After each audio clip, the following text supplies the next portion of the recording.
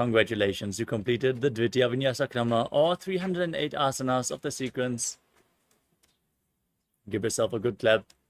And let's get ready for the power manifestation session, which is going to happen straight after. So stay tuned as we conclude today's Nithyananda Yoga session. Sit straight with your head, neck, and spine in a straight line. Join your hands in Padmanjali Mudra in front of your heart center. Close your eyes, take a deep breath. Visualize Swamiji in your inner space as we chant the Purna mantra. Om Purnamadav Purnamidam Purnat Purnamudachyate Purnasya Purnamadaya Purnameva Vashishyate. Om Shanti Shanti Shanti Hari Om Datsat Sarvam Bhagavat Shri Nithyananda Paramashiva Padukarpanamastu. Om Nithyanandam. Thank you all. Nithyanandam.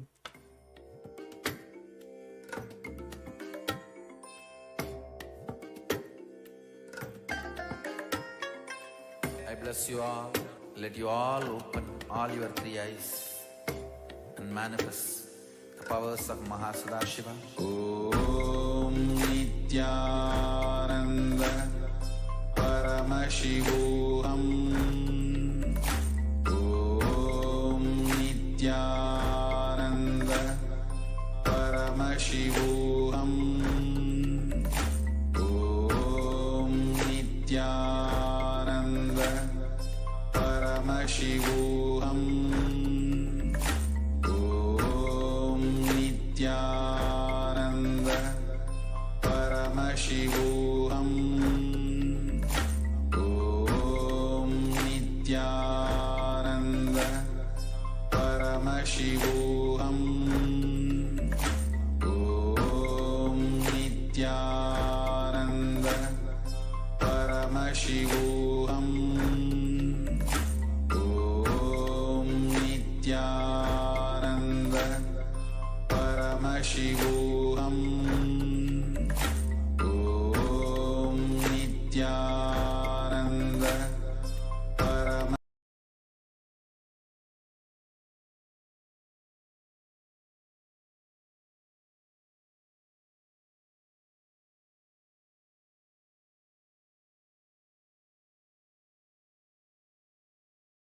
Paramashivoham. Om Nithyananda Paramashivoham. Om Nithyananda Paramashivoham. Om Nithyananda Paramashivoham.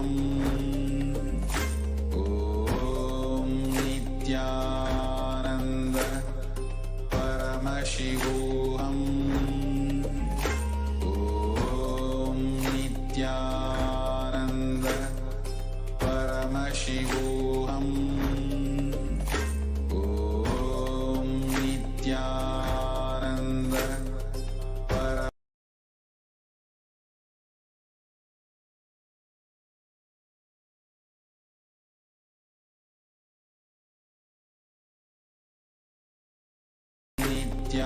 Nithyananda Paramashivoham.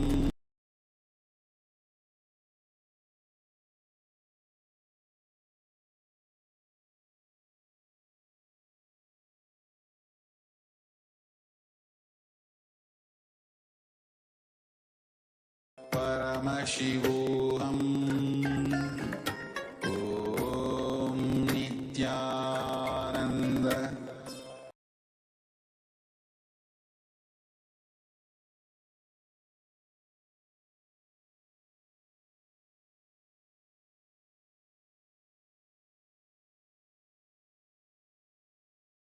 Nithyananda Paramashivoham.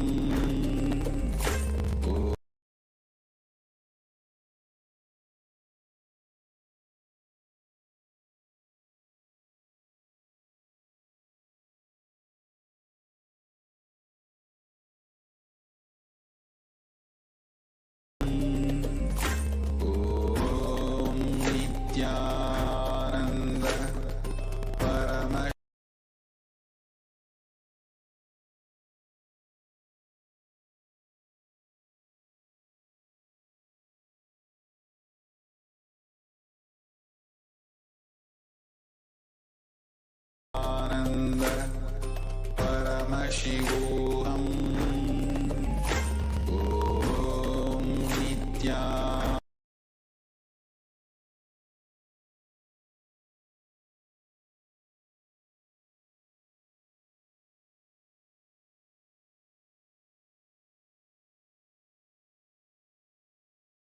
Om Nithyananda Paramashivoham.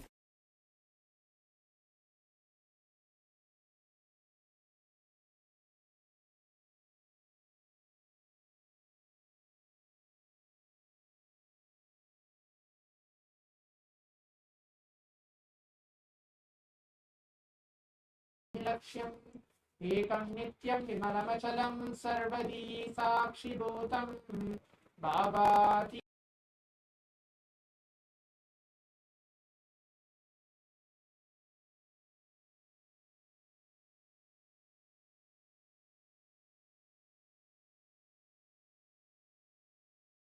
after the Nithyananda Yoga, the performance of the Prathama Vinyasa Krama and the Dvitiya Vinyasa Krama, the complete 308 asanas.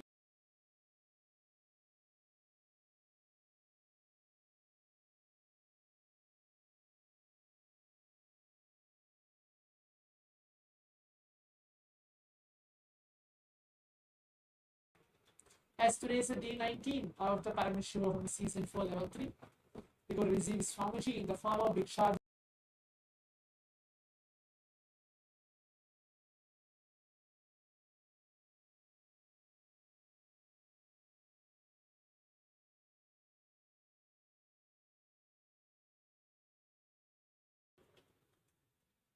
Please keep that ready as well.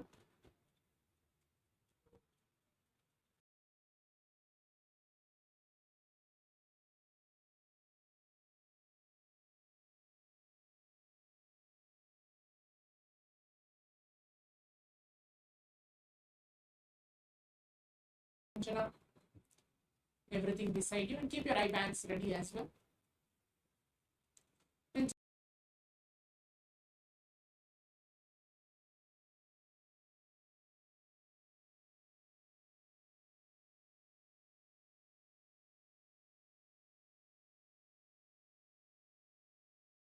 Beautiful tells that this very power manifestation science has been authenticated, validated by the Shastras from the Vedas.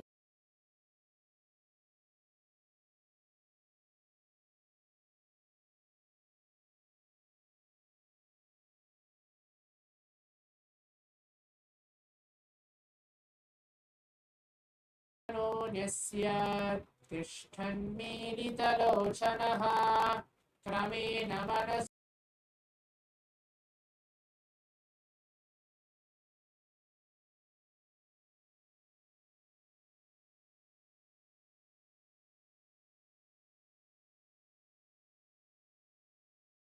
Dharma 11 Sutra 34, where this verse beautifully mentions about this very power of third eye.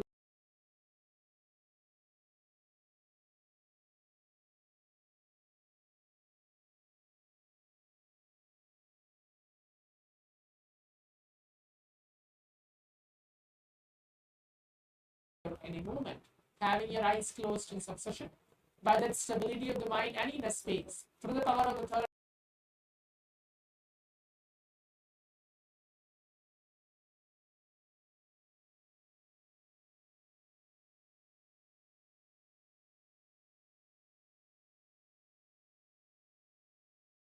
Please blindfold yourself. Please put on your eye bands.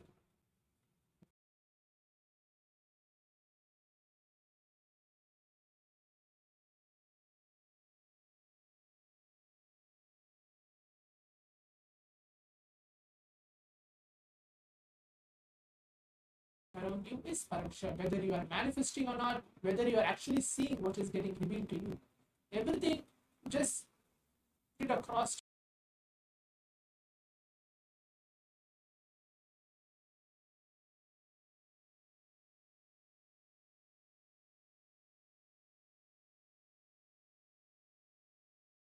Intensely from your navel center, get connected with Swamiji, whichever form you may feel you are connected to. And then let's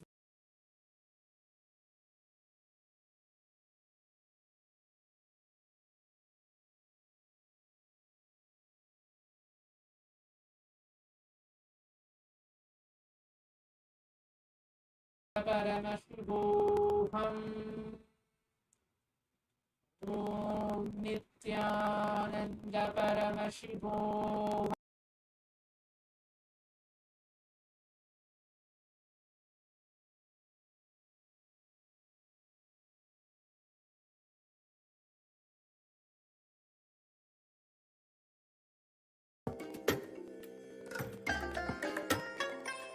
I bless you all.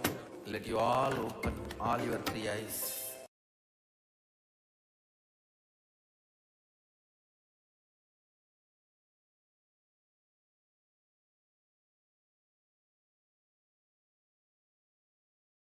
Om Nithyananda Paramashivoham.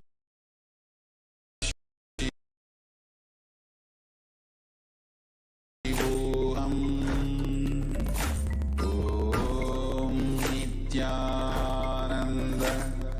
Paramashivoham. Om Nithyananda Paramashivoham. Om Nithyananda Paramashivoham. Om Nithyananda Paramashivoham. Om Nithyananda Paramashivoham.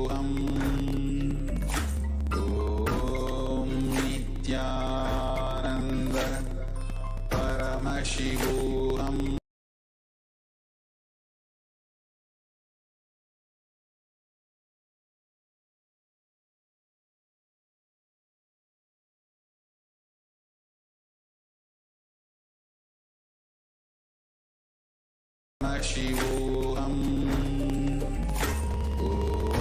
Om Nithyananda Paramashivoham. Om Nithyananda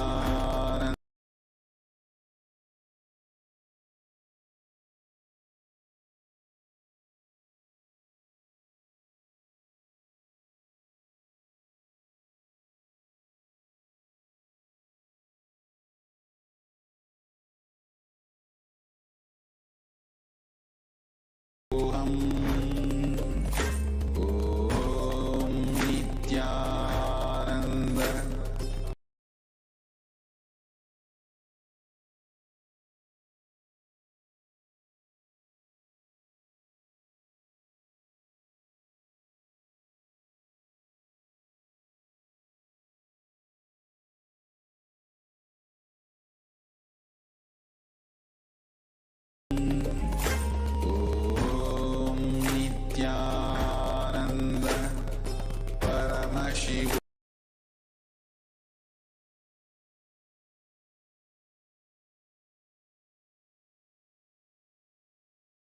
Paramashivoham. Om Nithyananda Paramashivoham. Om Nithyananda Paramashivoham. Om Nithyananda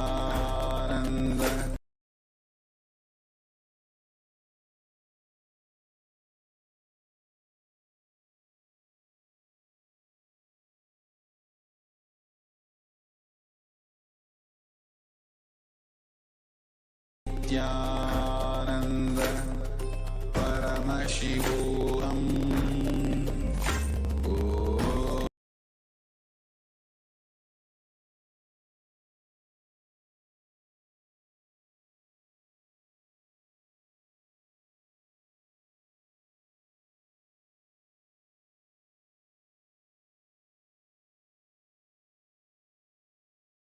Ananda Paramashivoham.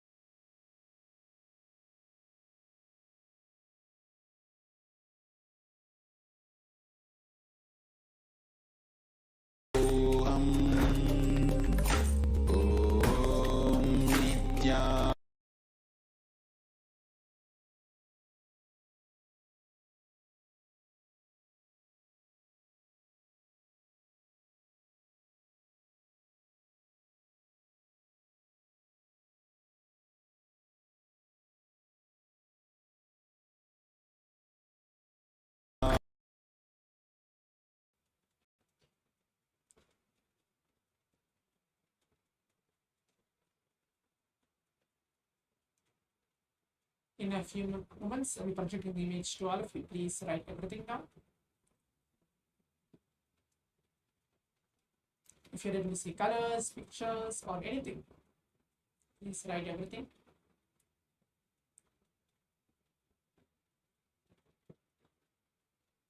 Yes. Now let's see the image which is projected to all of us for this first round of this power manifestation.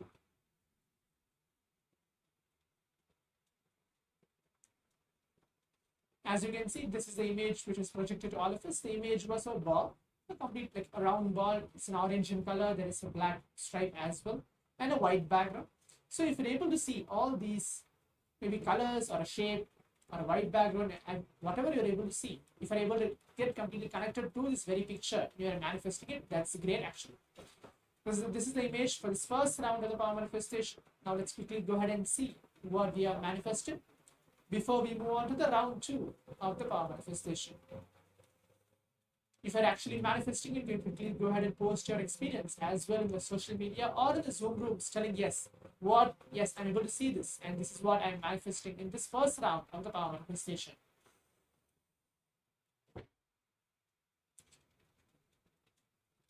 Now let's move on to the round 2 of the power manifestation. We'll be having a second round as well. Those of you who feel that maybe in this round I've not completely I missed the first round, we have a second round as well. Please keep your eyes closed. Remember, Swamuji, never in a space.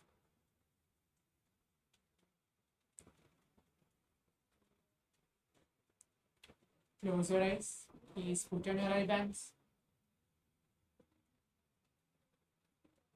Remember Swamuji on your third eye. And then start chanting the Mahavakya intensely. Om Nithyananda Paramashivoham. Om Nithyananda Paramashivoham. Om Nithyananda Paramashivoham. Now I'm going to project the image to all of you for this second round of the power manifestation. Please keep your eyes closed.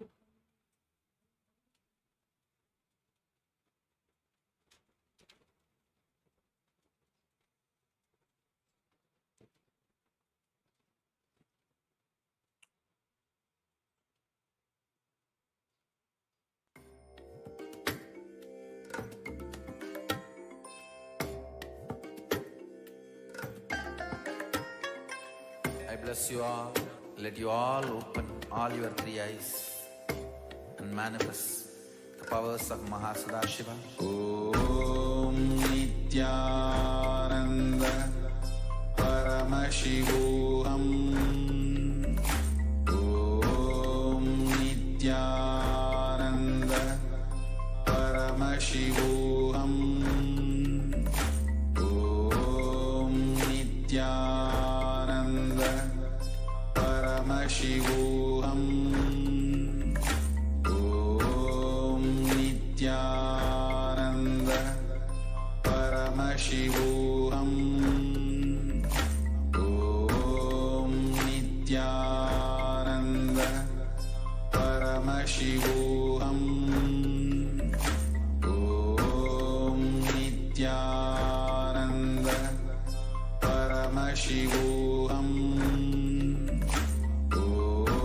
Om Nithyananda Paramashivoham. Om Nithyananda Paramashivoham.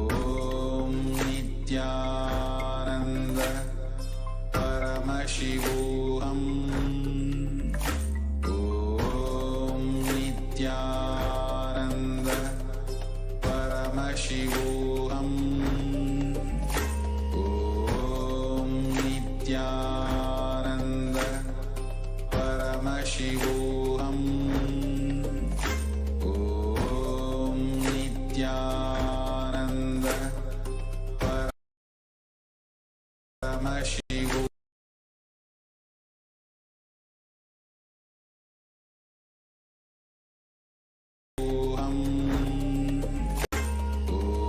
Om Nithyananda Paramashivoham.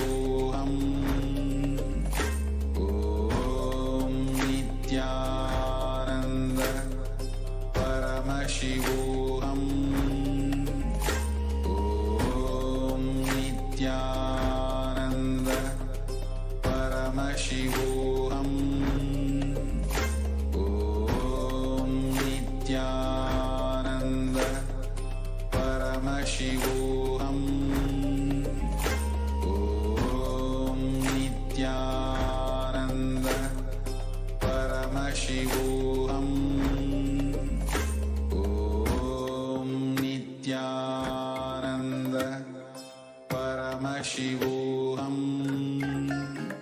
Om Nithyananda Paramashivoham. Om Nithyananda Paramashivoham. Om Nithyananda Paramashivoham.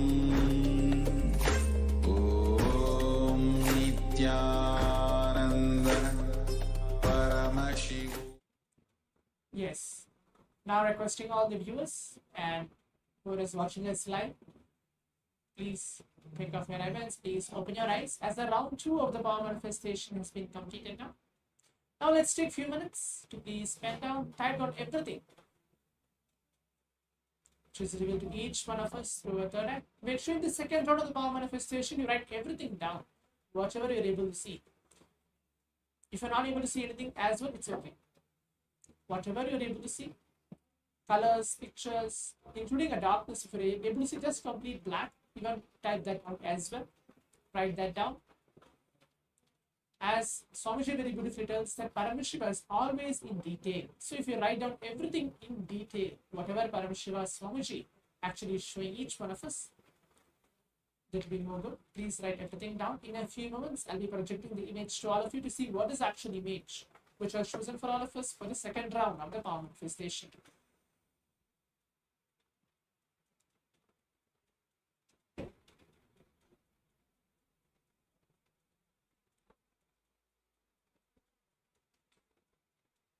Yes. Now, let's all see what is the image now. As all of you can see, this is the image which is projected to all of us for this round 2 of the power manifestation. In this picture, there is a house, complete a big house like a bungalow, which has many different colors as well, black, white, and behind there's a sky, trees as well in this picture. So if you're able to connect and if you're able to manifest in the second round of the power manifestation, you can quickly go ahead and share your experience as well on the social media or wherever you are watching for in this second round of the power manifestation. So as we are coming to the conclusion of today's power manifestation, the complete 21 minutes manifesting this power of Paramashiva. Before we move on to the next session, let us all take a few minutes to post our experience, share our experience and what we have manifested today in today's power manifestation, the day 18 of today's Paramashivoham on the social media. While you're posting your experience, you can tag Swamiji's account as well. Either you're posting on the Facebook, Instagram or Twitter. Please tag Swamiji's account and then share your experience, how you're able to manifest in today's power manifestation. Now, we'll be moving on to the next session. We have a long day today to receive Swamiji in the form of Bhikshadana Murti. Today is day 19 of the Paramashivoham. Now we'll be moving on to the next session. Stay tuned. Thank you. And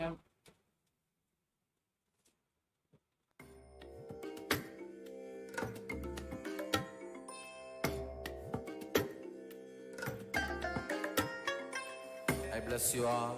Let you all open all your 3 eyes and manifest the powers of Mahasadashiva. Om Nithyananda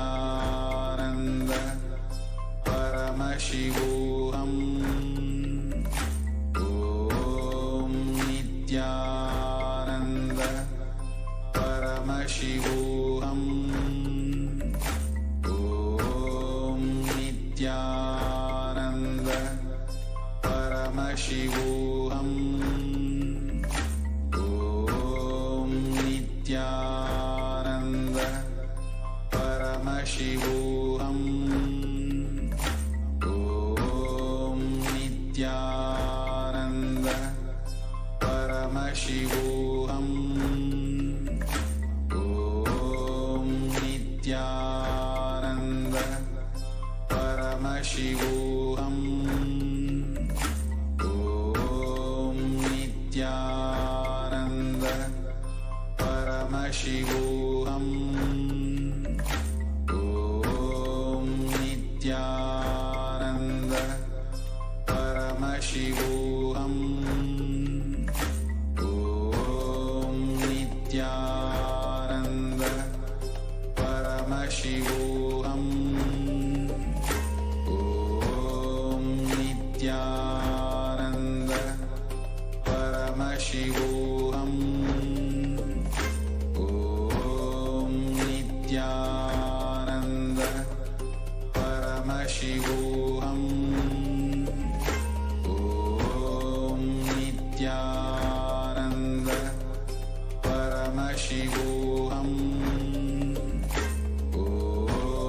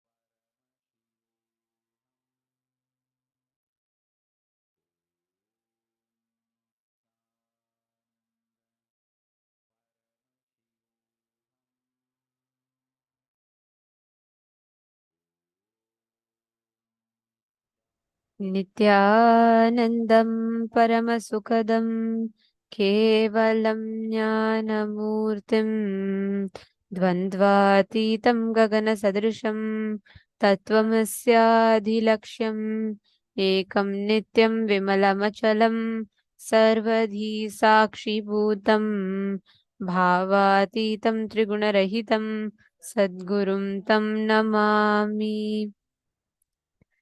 Nithyanandam, we welcome every one of you for the 19th day of Paramashivoham and hope all of you are enjoying the program so far. I can't believe already we are on day 19 of this program. And this time it's been different with lot of, this is, I would say, one of the programs in the recent past where Swamiji has given unique, new revelations. Of course, each darshan is special, but this time we've had some special sessions with Swamiji, and Swamiji has revealed some of the most unique and beautiful revelations on the cosmic truths. So we are having a lot of, we have a lot to like explore, experience together. And today we are going to be learning one of the most important or one of the most beautiful aspects.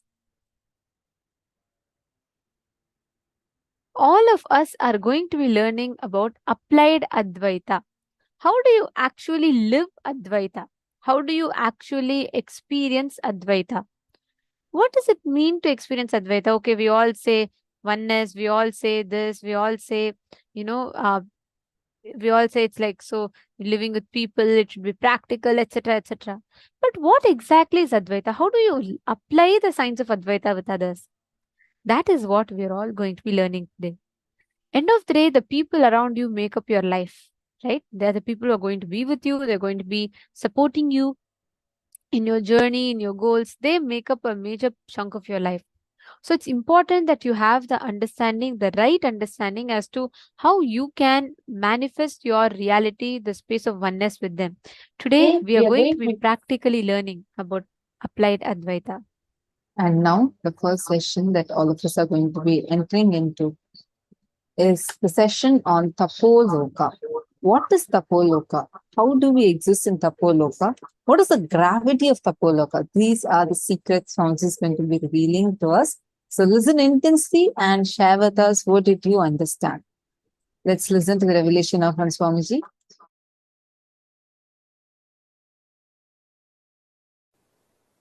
All of you have your presence in all 14 lokas. For example, in Nagaloka, there is a being with your face and snake body. I am giving you this as an example. In Tapo Loka, there is a rishi with your face and the body of the rishi, tapasvi. I will give you one more example. In all 14 lokas, you have your account, bank account opened. If you are intense in your tapas, in your Tapo Loka account, you have $1 million. If you are very shallow with your demonic attitude and aptitude, your demonic loka, the patala, your personality has practically zero money. You have the freedom to strengthen any of this identity in this 14. You have a freedom to strengthen or weaken. Any of these 14 identities, you can be demon. If you continuously come to powerful conclusions that demonic qualities are the best to succeed in this world, if you come to this conclusion again and again and start acting on this conclusion, be very clear, you are strengthening your demonic identity and you start planning your future in Patala, the Asura Loka. If you come to the conclusion, very dharmic way of living, win-win, will always be the best strategy.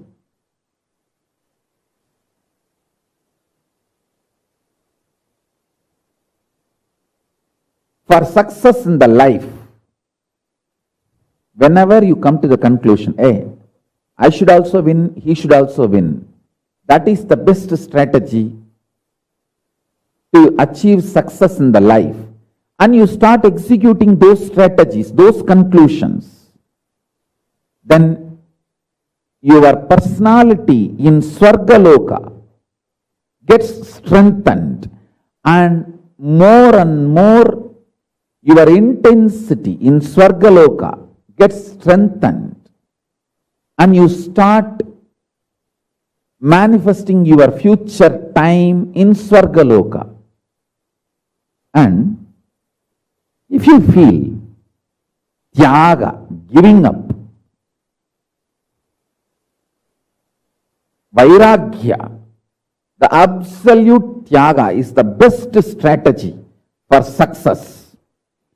Your personality in Tapo Loka, highest zone, your identity in Tapo Loka gets strengthened. That gets empowered. And naturally your future starts manifesting in Tapo Loka. So each of these loka opens up for you based on the powerful conclusions you arrive, based on the actions and activities you do. So understand this truth deeply, so you can start manifesting not only the highest zone, Tapo Loka, Satya Loka, all that, you can manifest Kailasa itself. Pure integrity, absolute integrity to Guru and Paramashiva.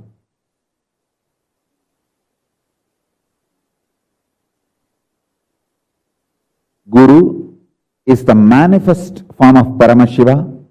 Paramashiva is unmanifest source of Guru. Absolute integrity to Guru and Paramashiva makes your Kailasa personality, identity manifest intensely.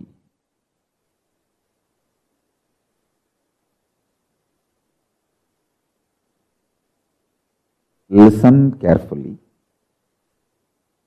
If you come to the powerful conclusion in your life, if you conclude, win-win is always the best strategy for success.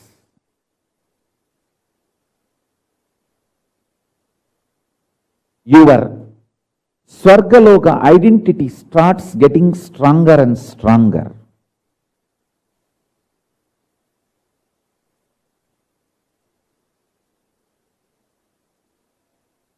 If you conclude complete vairagya, tyaga is the best way to succeed, your Tapo Loka personality gets strengthened. It's like you have already 14 accounts. Every day you deposit your money in some account. Based on the conclusions you come and the actions you perform, that account gets larger and larger.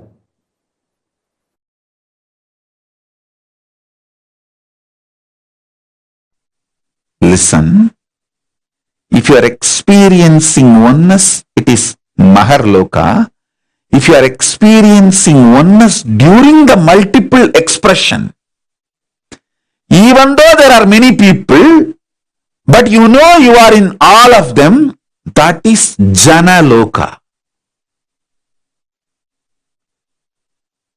Even if you listen to these powerful cognitions, you will be irreversibly empowered.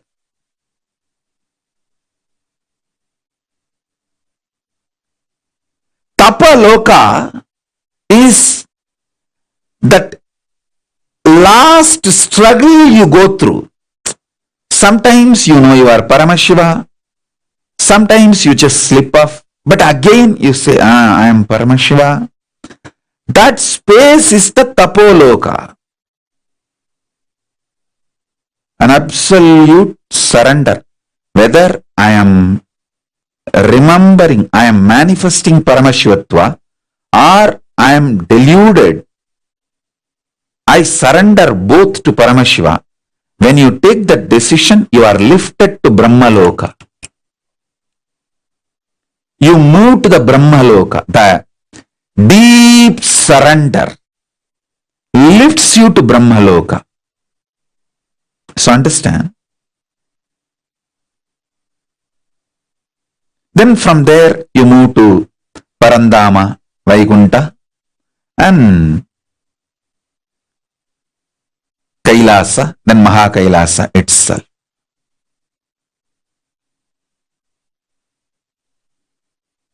I can project this, a simple kind of a drawing to give you a rough idea about how the lokas are placed. It's not to the scale or to the it is just a rough introduction, kind of an idea it can give you. You can see the Jambudvipa is the known world where we all are now. All human beings, all of us are now in Jambudvipa. Suvar Loka is absolute youth, excitement, energy, absolute power, bliss, no boredom, no tiredness, eternal life, Amara Loka, eternal life. Time does not tire you, frustrations does not bore you, failures do not age you, because they all don't exist in Suvar Loka. Then the higher Mahar Loka is the possibility of the oneness, consciousness manifests. You get the glimpse of oneness in Mahar Loka, and Jana Loka, rooted on the oneness, you experience multiverses. That is the Mahar, the Jana Loka. Tapo Loka is like a literally last minute, last moment before entering into the ultimate.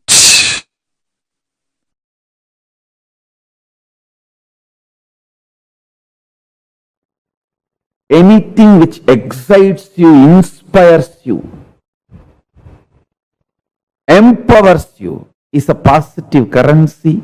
Anything which drains you, puts you in blind spot, deludes you is negative currency. Violence is negative currency. Non-violence is conscious currency.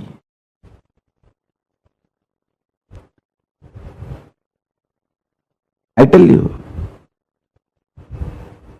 your brain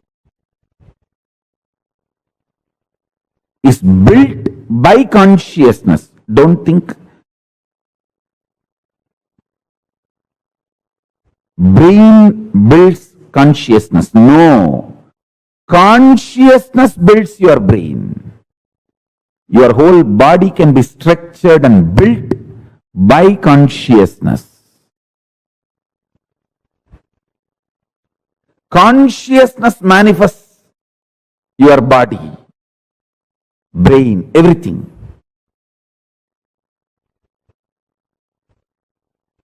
This conscious currencies will help you to live in any zone you reach. For example, a person non-violent and non-stealing can live as long as you want in Tapo Loka, higher zone, where the peaceful beings exist.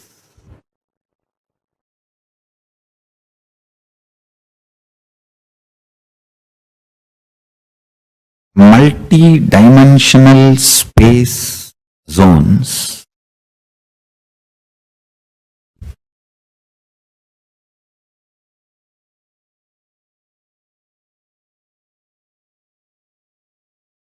by understanding its existence, by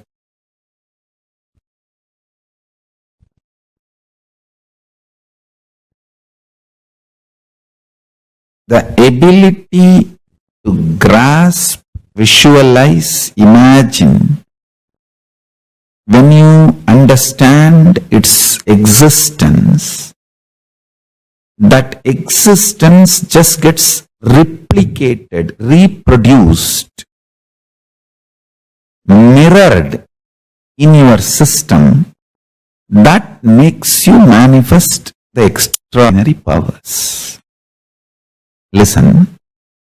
For example, if you understand about Tapo Loka, where all the great tapasvis exist and how the laws, rules, nature, ontology of Tapo Loka. In Tapo Loka there is no gravity. Basic laws you need to understand about Tapo Loka. Just what is the gravity law in Tapo Loka? What is the electromagnetic laws of Tapo Loka? And what is the weak nuclear force and what is the strong nuclear force of Tapo Loka? That's all. Just that four natural force we understand here in the planet Earth. The same thing if I apply to Tapo Loka and make you understand, just that understanding and visualization, the multidimensional logic of existence is such. Brahmavit Brahmaiva Bhavati. Just by knowing, you become that. Understand? Knowledge and becoming is separate only in binary logic, this world. Knowledge and becoming is one and the same in higher dimension zones. All those higher space,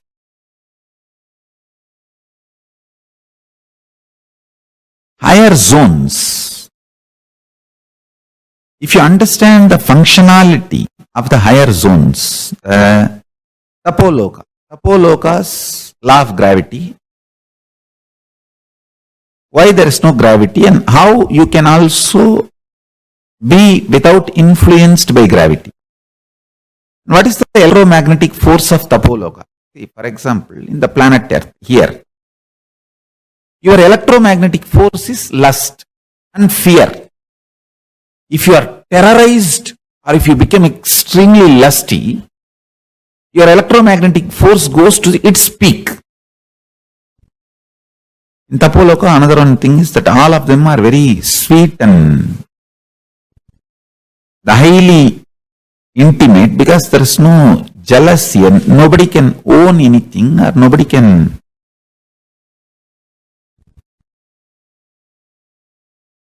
there is no individual understanding of ownership and possessiveness.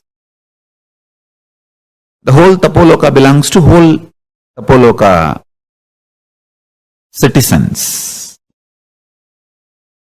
And so naturally the whole understanding is tyaga, just sacrifice. See, when you know everything belongs to everyone, nobody will be interested in possessiveness. You will be only interested in taking care of others.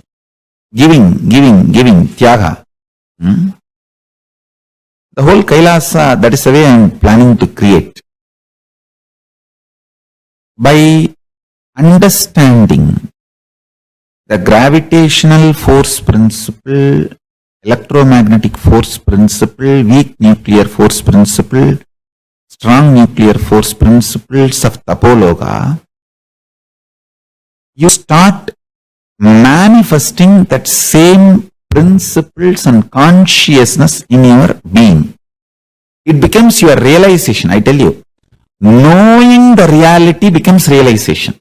Brahmavit Brahmaiva Bhavati. Because in the higher space zones, there is no gap between the reality and realization. The whole principle itself, reality is realization. There is no delusion. The delusion component is missing in the higher planes. In Tapo Loka, there is no delusion. So, if there is a God, everyone realizes that God. If there is Paramashiva, everyone realizes that Paramashiva. And that if doesn't have a meaning there. When you understand these principles,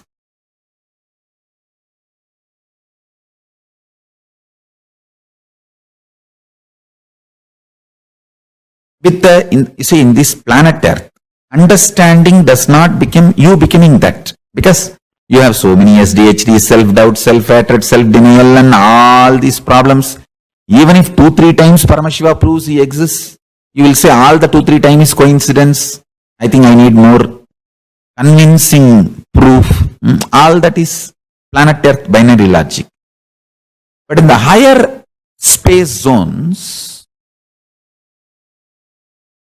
reality is realization. If you are looking inside what you feel as I, that is Dwadashanta, where Paramashiva is sitting, residing. So look inside that Chidambara, where Paramashiva is residing. For you to look inside, you need a deep love for yourself. Because if you have love for yourself only, you will not have guilt, pain, DHD, beating yourself. All that you will not be doing, you will be able to penetrate deeply into Chidambara. If you penetrate the Chidambara also,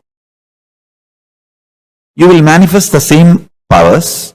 If you penetrate the Mahakasha, see, Chidakasha is the space inside your consciousness. Mahakasha is the space outside. Any one, if you penetrate, you will understand the gravitational force, electromagnetic force, weak nuclear force, strong nuclear force principles of Sri Kailasa or Tapo Loka, any higher zones. Initially, usually you will understand only Tapo Loka. Directly you will not be able to reach Kailasa. That is too big, too much. But even if you understand Tapo Loka, you will start manifesting powers with that clarity and that trust, that strength. You can go easily to Kailasa, Sri Kailasa. Anyhow, when you understand the fundamental principles exist in Tapo Loka, the higher space zones, that understanding, that realization is like you bringing dollars and euros into Indian currency. When you come with the dollars and euro, conversion rate is such that you have large quantity of Indian money, so you can, that's why people feel you are very rich when you are coming back from US or UK, Europe or UK, and they think that US or UK all over in the road, dollars and euros are lying down, you just have to take it and pack it in gunny bag and bring to India. Indians always feel that NRIs are too rich and they expect you to do everything for them, especially if some of your brothers' family is in India and you are in US, earning in US and UK, they expect you to take care of them completely because they feel that a whole US road is filled with dollars and euros. You just have to bring gunny bags from India and just dump all these dollars and pack it and seal it and send it in the ship for them. Anyhow, when you go to that high space zone and understand this information, enlightenment is one and the same, and grasp those principles when they are mapped in your prajna, in your inner space, you manifest so much of electromagnetic force, so much of levitation force, the strong nuclear force of this planet. You do power manifestation, that's all.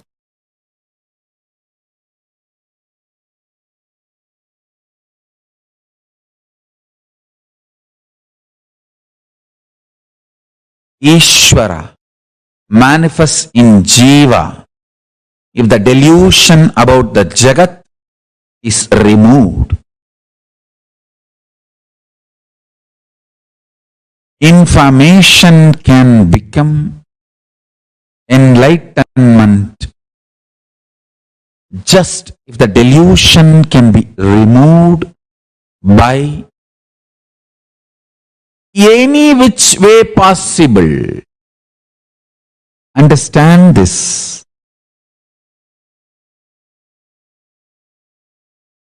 The delusion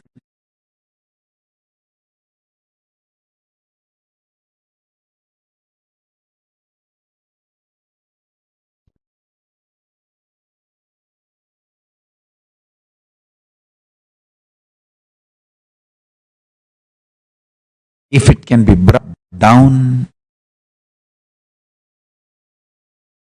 information can become enlightenment in you. I'll give you a simple introduction. The gravitation rule. Listen, gravitation theory in Tapo Loka is nothing but, see, tapa, exact word tapa means burning. Your ability to burn your thoughts, your ability to burn your thoughts liberates you from gravity of Tapo Loka. Listen, if you have too many thoughts, you will feel heavy. If the number of thoughts inside you is less because of unclutching, unclutching is the ultimate burning. Tapo Loka, gravity will not pull you down. You can just levitate and master the power of gravitational force in Tapo Loka. Then principal forces and the theories for Tapo Loka. Gravitation theory for Tapo Loka, electromagnetic theories for Tapo Loka, and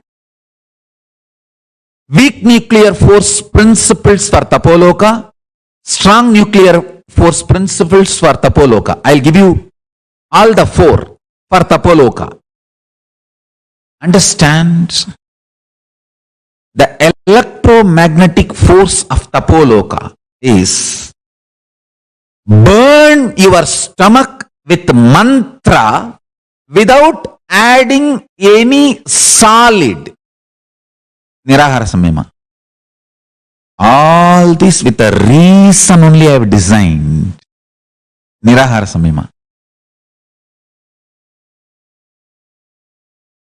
A person who has mastered his tummy, who can burn the fire in the tummy. Listen carefully.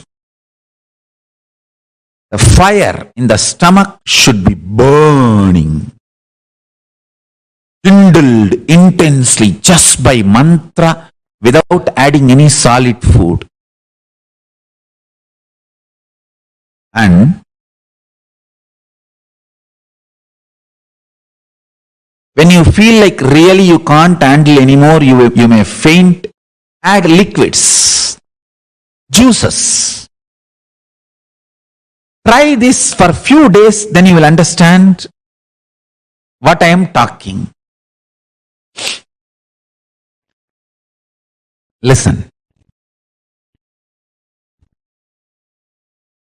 The electromagnetic force in Tapo Loka is kindled in you by not having the habit of solid food eating. I tell you, whoever prepares their body, their system, without having solid food regularly as a lifestyle, they are ready, their body is qualified to be in Tapo Loka.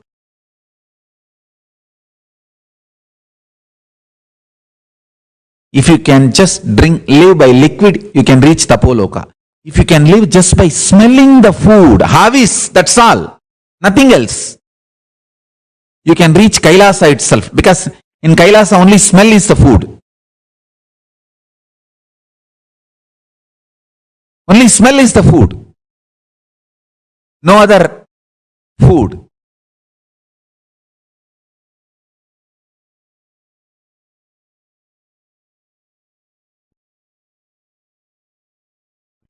The third force, weak nuclear force. Listen. Listen to this very carefully. When you chant the Mahavagya, or when you unclutch the intense conscious decision, will, persistence you manifest is the weak nuclear force of Tapo Loka. Your will, persistence is the weak nuclear force of Tapo Loka. And anyone who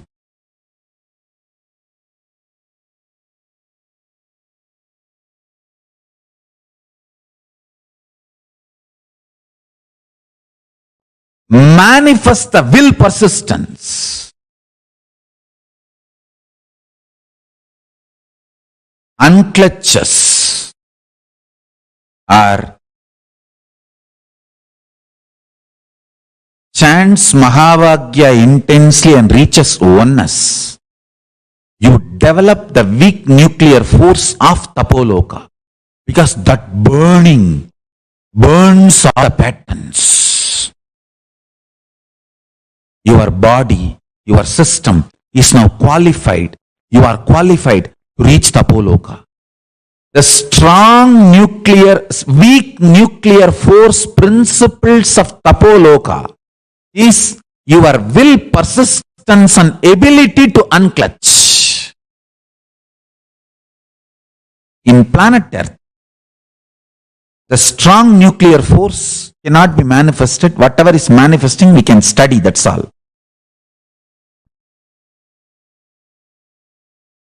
The strong nuclear force principles of Tapo Loka. In Tapo Loka, what is strong nuclear force and what is the principle? The absolute eternal bliss. Nithyananda. Your ability to generate Nithyananda in you is the principle of strong nuclear force in Tapo Loka. Listen, just like Newton's law of universal gravitation, I am giving you the law. See, listen, Newton's law of universal gravitation is usually stated that every particle attracts every other particle in the universe with a force which is directly proportional to the product of their masses and inversely proportional to the square of the distance between their centers. Now I am giving you the law of gravitation for Tapo Loka. Law of gravitation in Tapo Loka is every pattern attracts the same frequency vibrational patterns in the universe with a force directly proportional to the number of times it is repeated, encouraged, supported consciously, and inversely proportional to the biomemory of what you decide as your core existence.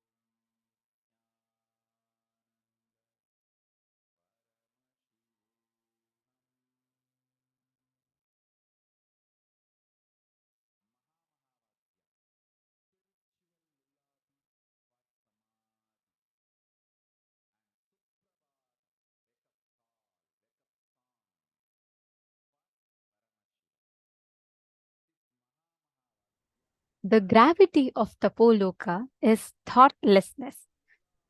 Swamiji here so beautifully took us all through, making us understand what is Tapo Loka like, the parallel universe of Tapo Loka. The Tapo Loka, what all of us are experiencing, right? In Buloka, each of the Loka, parallel universe, has a certain frequency that it raises us to.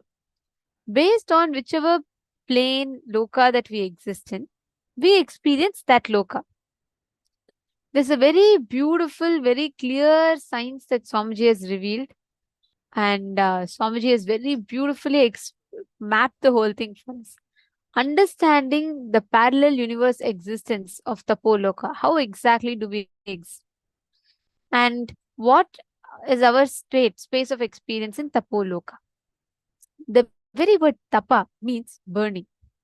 Your ability to burn your thoughts because of unclutching liberates you from the gravitational force of Tapo Loka. Actually, one fun fact here, like on planet Earth, right? The more mass is there, the more gravity acts on it, correct? Like if something is heavier, gravity pulls it down more. Something is lighter, it floats.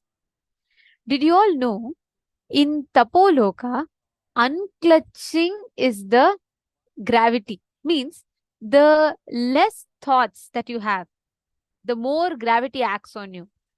That is why all the rishis, all those who have like absolutely unclutched inner space, naturally they all gravitate towards Tapo Loka.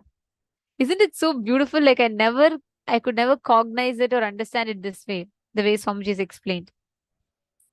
The whole existence, the parallel universe existence of you in Tapo Loka happens with just this one simple science.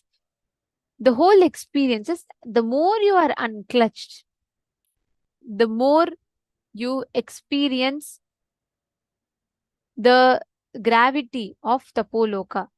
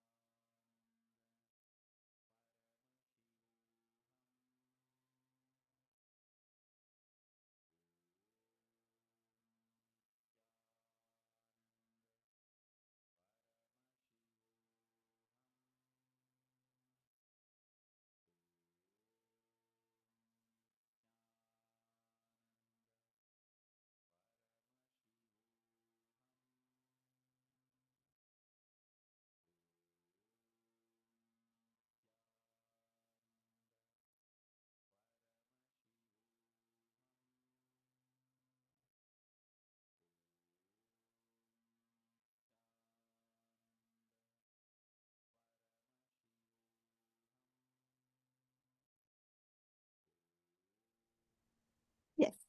The gravitational force of Tapo Loka is unclutched, which means the more and more you are unclutched, the more you experience the gravity of Tapo Loka acting on you.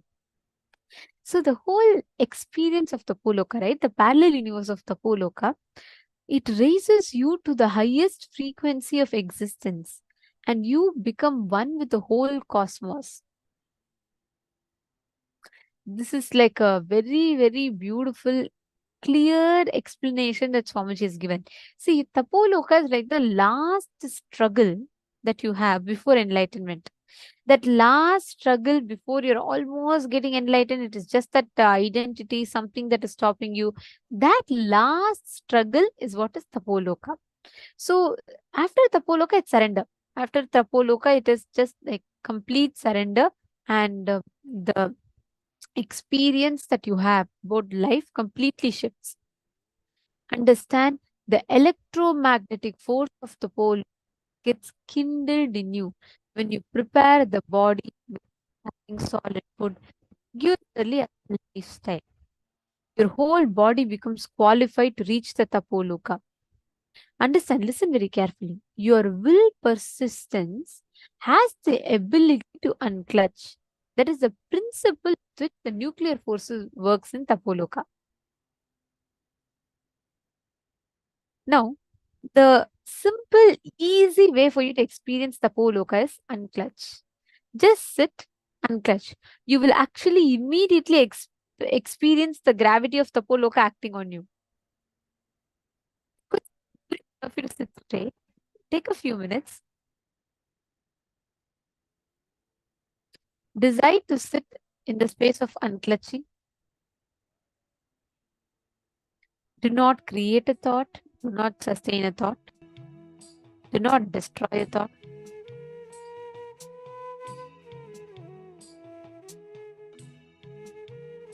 And completely unclutch.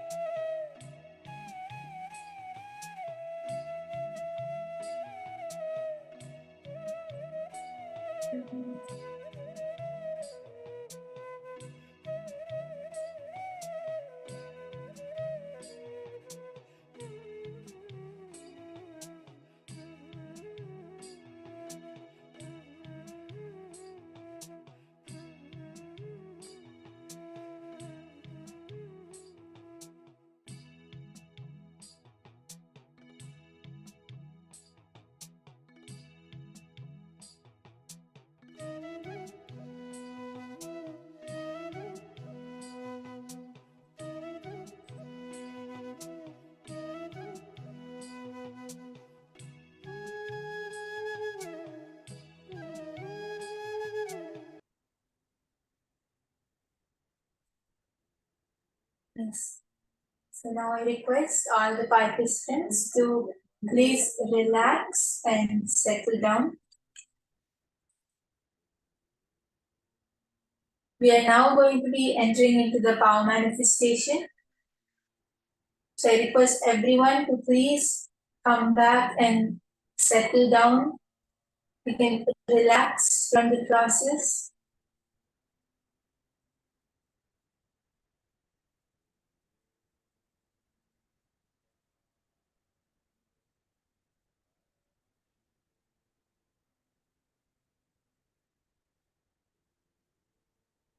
So now we are going to be entering into the power manifestation.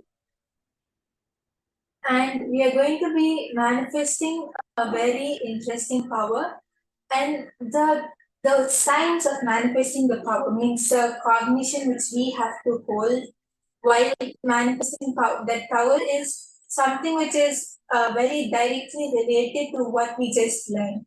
Swamiji just explained to all of us that if we have to, we all learned about Tapo Loka, right? That if we have to raise to the higher frequencies, if we have to go to the higher lokas like Tapo Loka, then we have to go beyond the gravitational force, right? And for that, we should be able to unclutch from all the patterns or the burdens or the heavy thought currents which we are holding inside us. And Swamiji gave us many techniques like liquid diet and different techniques Swamiji told for us to be able to do that. And now we are going to be manifesting the power of Kamacharitvam. And in this power also, all of us are required to be able to raise the frequency of our existence. Means we should be able to raise our frequency so that we can appear in another place. So this power of Kamacharitvam is the power where it's like how Swamiji had appeared as a Divya Sharira, right? All of you must be knowing the story of how Swamiji was in Adi Kailash, in the Pratiksha Pada Puja, and in Trishulam Adinam for morning yoga. In both the pictures, Swamiji appeared at the same time. So that is actually where Swamiji demonstrated this very power, where Swamiji appeared with his Divya Sharira, where he was in Adi Kailash, but he actually manifested this power and he appeared even in Trishula Adinam. And all of us can also see the photographic recording of it. So it is really beautiful. Like Swamiji showed all of us how it happens. And all of us are also going to be manifesting that same power at different levels. So we are also going to be appearing in another place. So just understanding this, that all of us have to hold the same understanding which we learned from the satsang today. And whatever process we did just 2 minutes ago, just applying that, we are going to practically use it. We are going to practically apply it by manifesting this power. So interesting, so exciting. I'm sure all of us would want to experience it. Is it not? Right. So now here, one very powerful thing we all have to cognize is Swamiji did it, right? And now also Swamiji is going to do. We don't have to do anything. Just cognize this. Swamiji has manifested, you all must have experienced or witnessed. If you have not, definitely will have chance to go into and look into it later.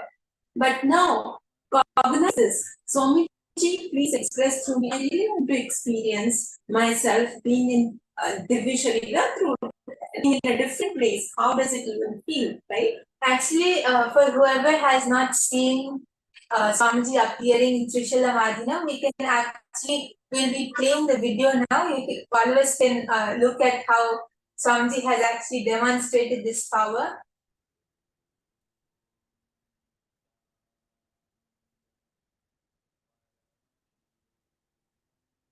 Yes, so we'll be playing the video.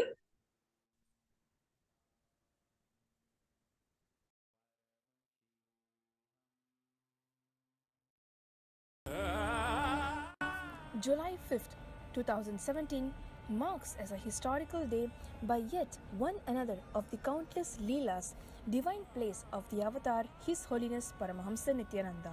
Paramahamsa Nithyananda appears in two places at once, giving darshan to Nithyananda Peetam, Trishulam Adinam, Chennai. In the early hours of Brahma Muhurta at 4 am on the 5th of July, Nithyananda Peetam in Trishulam Adinam was up and alive, taking part in their morning spiritual routine of performing Nithyananda Yoga. This picture was taken at around 4:05 am by a sannyasi in Trishulam Adinam to record the attendance for the morning yoga session. Little did she know that in the attendance was none other than Paramahamsa Nithyananda himself. It was after the image was captured that the form of His Holiness was noticed in the picture. It is undeniably his physical form, as evidenced by the shadow appearing in front of him. Also, pictured is an image taken of Paramahamsa Nithyananda at Bengaluru Adinam on the night of about 10:30 pm, where he was giving darshan to the participants of the 43rd Inner Awakening, and at 6 am on 4th of July during Pratyaksha Pada Puja, where he was physically present. This event was broadcasted live on Nithyananda TV and via two-way video conferencing witnessed by thousands worldwide. There are eyewitness records of people around His Holiness as he was getting ready for the Pratyaksha Pada Puja in Bengaluru Adinam on the morning of 4th of July. The city of Bengaluru is about 340 kilometers away from Trishulam, Chennai, thus ruling out even the possibility for a flight taken. The form of His Holiness in the picture has the same attire and form as he had yesterday evening on 3rd of July as he initiated his disciples into Vishesha Diksha. Srimad Bhagavatam, the Vedic scripture that precisely records and reveals the happening of various avatars of the past, present and future, describes the avatar in its complete form. Having clearly established that His Holiness was present in Bengaluru Adinam, hundreds of miles away from Chennai, the lucky group of devotees in Trishulam saw the same form of Paramahamsa Nithyananda as he was during the state of being in Samadhi yesterday after initiating his disciples in Bengaluru into the ancient Shaivite ritual of Vishesha Diksha. His Holiness Paramahamsa Nithyananda is seen adorning the sacred kavi cloth given to him by his Guru and Nithyananda Sangha's Paramaguru Arunagiri Yogeshwara, who is an incarnation of Sadashiva himself in Tiruvannamalai, Arunachala. Swamiji has blessed that huge positive explosion is going to happen in Trishulam. Sadashiva has assumed the same form to supervise and bless Nithyananda Peetam Trishulam Adinam.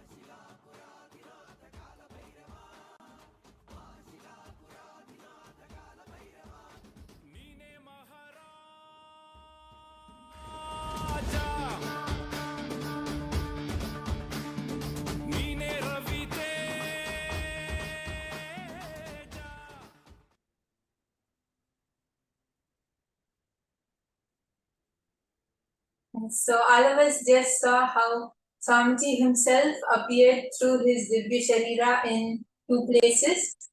And now just by seeing this, just by seeing the manifestation of Paramashiva himself, we are also going to be mirroring these neurons.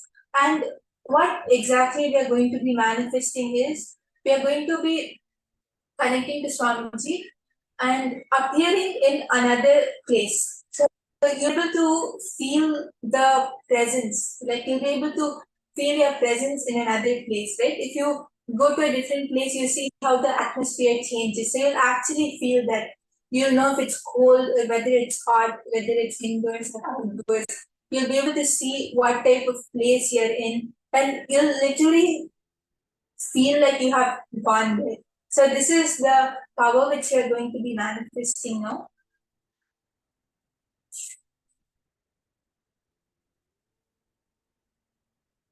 And now we are going to be starting with feeling how the atmosphere around us is and telling how is it. Like we are going to be, when we manifest the power of karma, there are many levels. Like first, you will feel that you are there, but the other person might not be able to physically see you or feel your presence, but you would be able to feel your own presence over there. Then as you keep manifesting, the other person will start feeling your presence. You'll be able to see the details, the colors, the activities, and soon the other person will be able to see you as well as you'll be able to see them.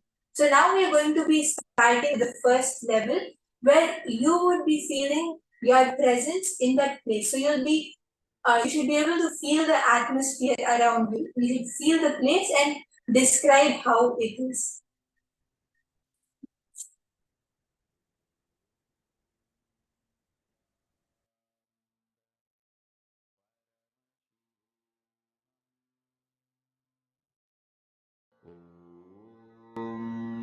Nithyananda Paramashivoham.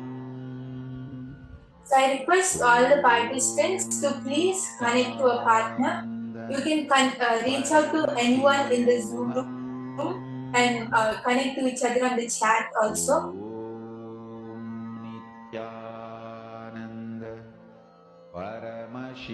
If you have any of your friends or family members who would like to manifest this power with you, you can even connect to them.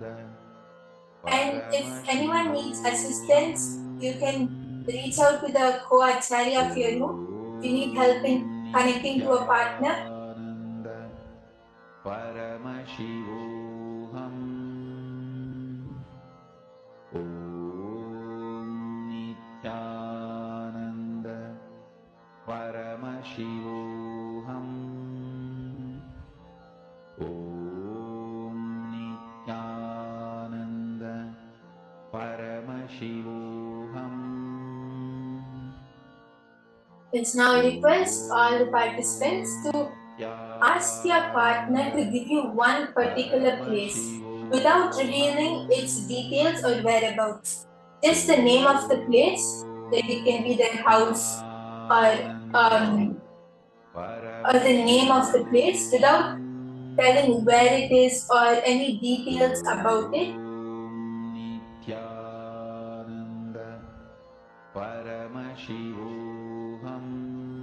And now just holding that visualization, just holding the image in your third eye, connect to Swamiji and remember Swamiji in your third eye. Put your awareness on your third eye and connect to Swamiji. Just feel your presence in your partner's place. Whichever place they have given you, feel your presence over there.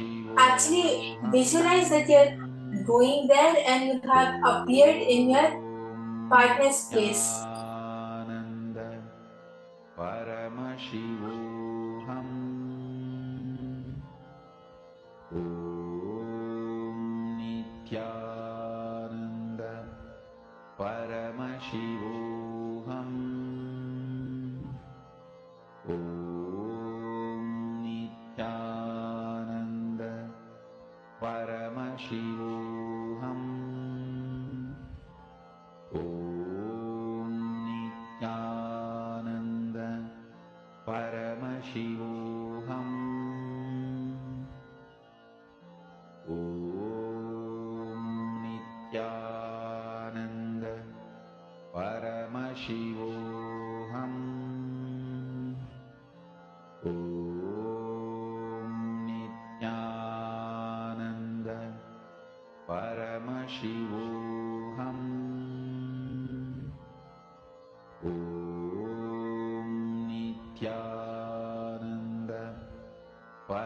Paramashivoham.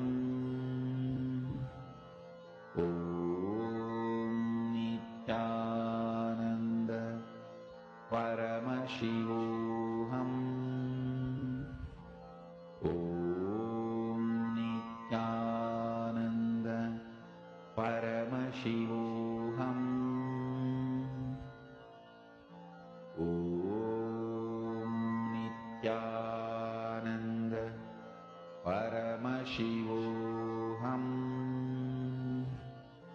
Om Nithyananda Paramashivoham. Om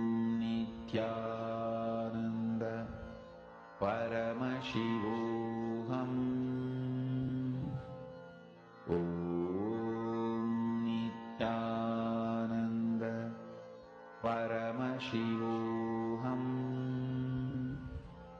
Om Nithyananda Paramashivoham. Om Nithyananda Paramashivoham. Om Nithyananda Paramashivoham. Om Nithyananda Paramashivoham. Om Nithyananda Paramashivoham. Om Nithyananda Paramashivoham. Om Nithyananda Paramashivoham. Om Nithyananda Paramashivoham. Om Nithyananda Paramashivoham. As you are manifesting and you are able to feel your presence in in your partner's place, you can start penning down the details of how are you feeling that place is. You feel it's windy or it's dry or it's hot or cold. Is it indoor or is it outdoor? What type of atmosphere is present around you? You can start noting down all those details.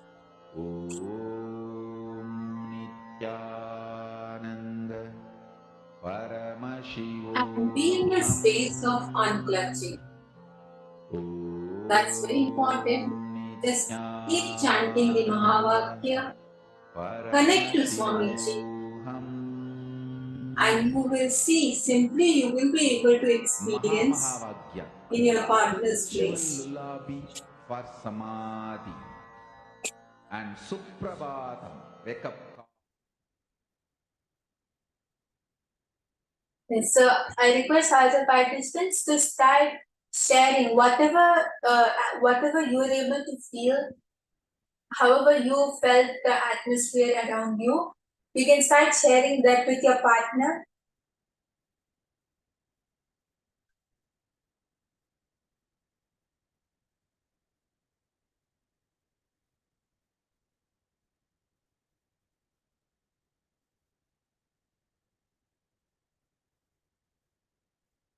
Lullaby for Samadhi and Suprabhatam, wake up song for Paramashiva in me, for Paramashiva to manifest. With this one spiritual powerful cognition, chant this Mahavagya.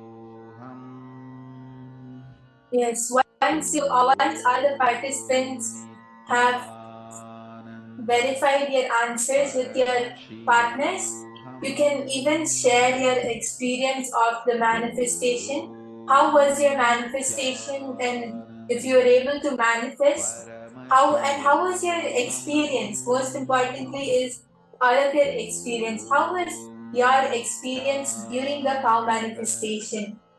Did you actually feel the lightness in you, and were you able to feel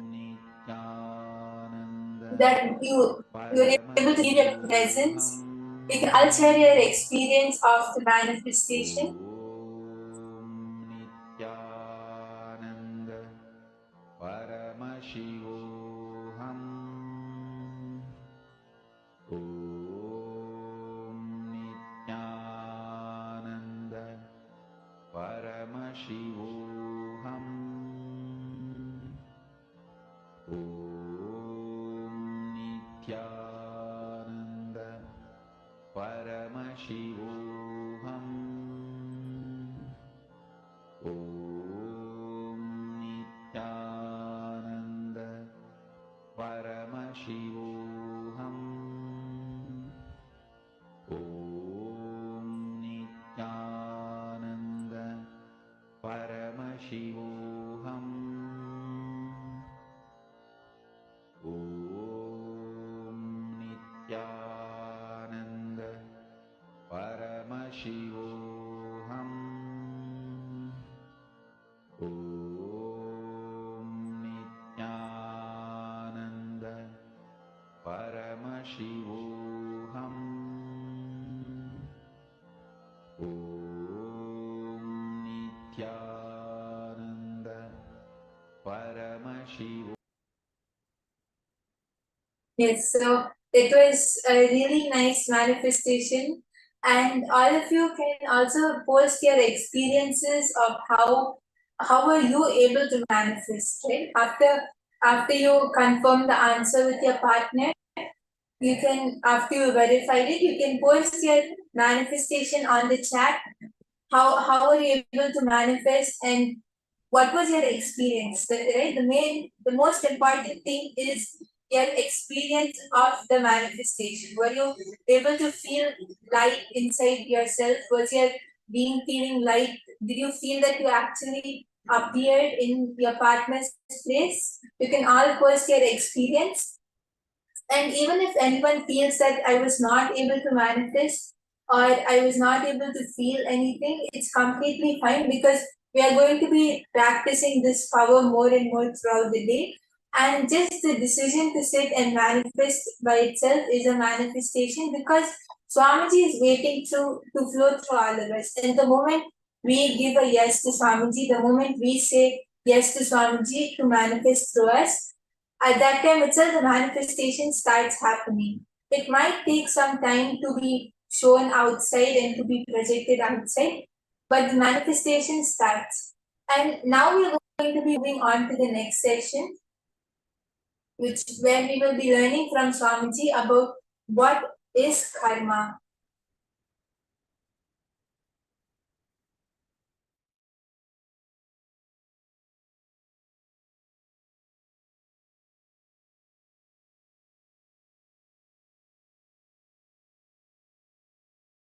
Any idea you have, thought current you have, thought pattern you have, which is not bringing health in you, is karma. Wealth, any thought current, any thought pattern you have, which is not bringing wealth, what you want to cause as your reality in your life is karma. Anything which is not letting you cause your reality, the stuck thought current which is not causing your reality is karma. Understand? It can be in the field of your relationships, in the field of your wants, in the field of your needs, in the field of your contentment, in the field of your completion, whatever may be the field, in any field, the thought current in which you are stuck, thought pattern in which you are stuck is karma. Listen. It may be a beautiful, profound, logically convincing theory which you read in a great spiritual book or heard from a great spiritual teacher. Anything which is not liberating you, anything in which you are stuck is karma. Please understand. You might have heard those theory, those belief, those truth from whoever it may be. You might have heard. You might have been thinking. You might have been analyzing. You might have read. You might have been internalizing. Any thought current which is not letting you cause your reality is karma.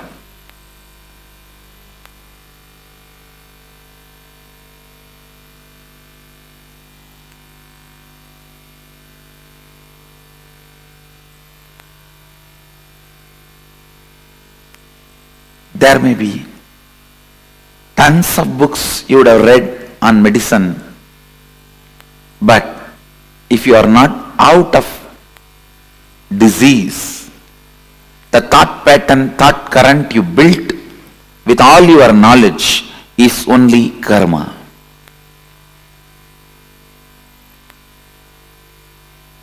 There may be tons of life solutions for every situations you may know, like completion with yourself, completion with others, authenticity, integrity, responsibility, enriching, listening. There may be tons of concepts you heard to cause your reality, but if it has not started happening, it is only karma for you. Listen.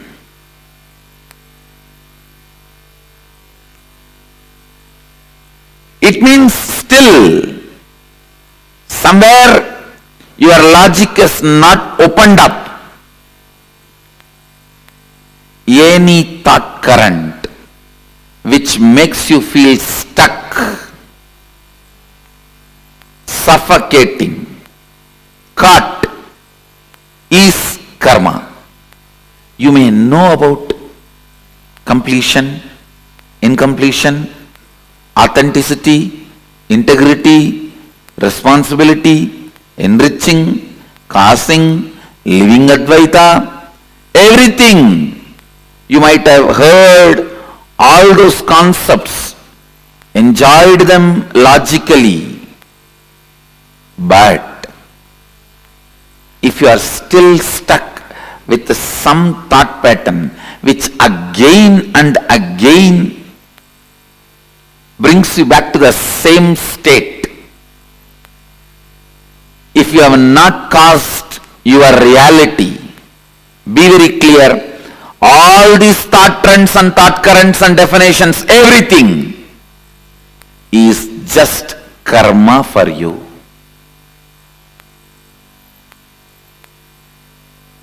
All the concepts. So karma is not just one part of you. It is the whole net on which you are bound.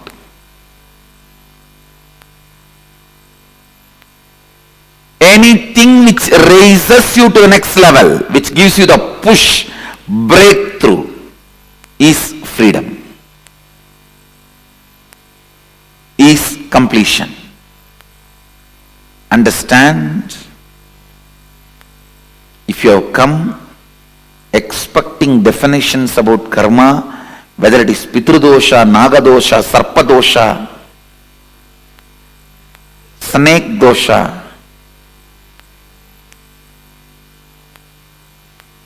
what is karma? You are wrong. Listen. Any thought current or pattern, thought pattern or lifestyle in which you are stuck, your reality is not caused, is karma. Any thought current, thought pattern which gives you a breakthrough, push to the next level of your reality, which is making you cause your reality, is liberation, is completion.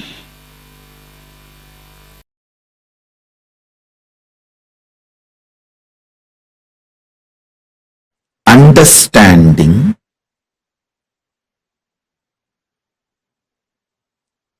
the cosmic flow of life,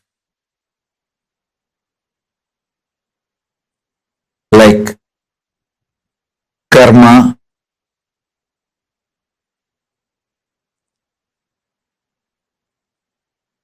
naturally takes its own course of life. Listen to every truth I am revealing. Understanding the natural flow of life means knowing people who harm you will get their karma back.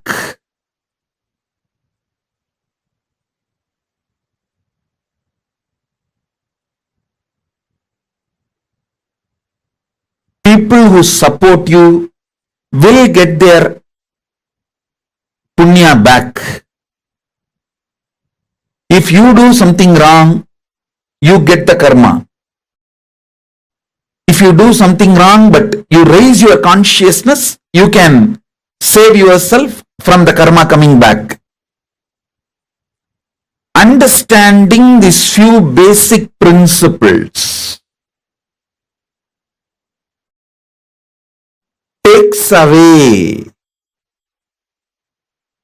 tiredness, boredom, decision fatigue from your head. Listen, decision fatigue is nothing but cherished revenge, frustration by coming to a conclusion, world is not fair. Listen, when you feel world is not fair, you block the flow of energy through you. You block your Shakti. You fall into frustration. Naturally, that leads to decision fatigue. Understanding world is just dharmic. Having simple eyes to see how the karma comes back, how nobody can escape from good or bad. Understanding this basic truth takes away all decision fatigue, frustration, anger about life, vengeance you cherish about people and life, known, unknown, all that just taken away. You become a free channel for energy to flow.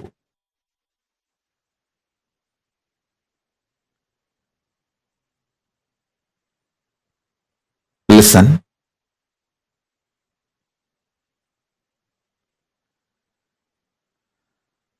Knowing whether human society or world, nature,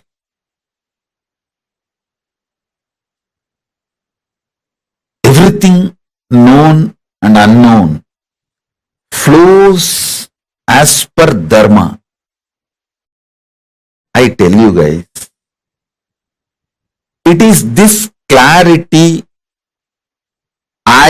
just because of this clarity, karma naturally goes back to people. I don't initiate new karma. See, listen carefully.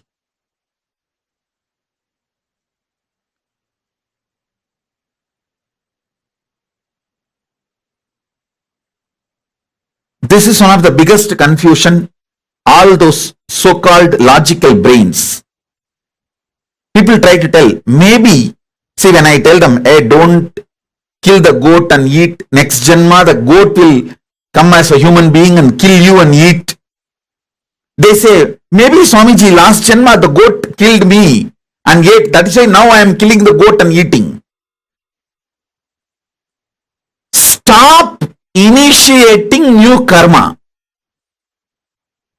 Then your Kundalini will be awakened. You will have the Shakti to see the flow of whole life. Stop this idiotic justification for initiating new karma. Listen carefully.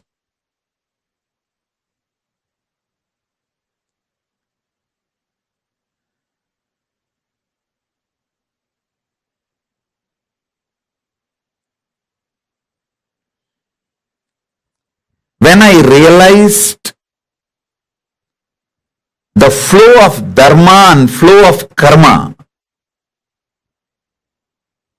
I stopped initiating new karma chakra or the karmic chains that has brought so much energy in me. So much energy, I tell you.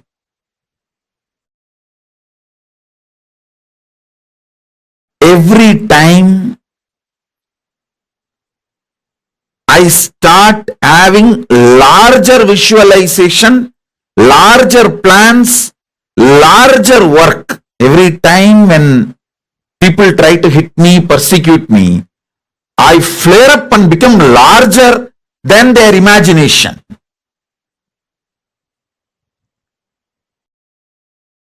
Secret of my energy is knowing the karma flow and dharma flow.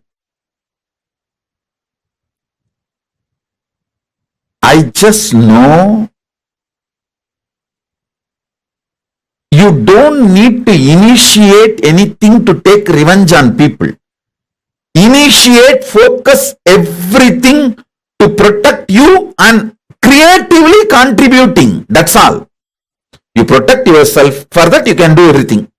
And go on contributing creatively.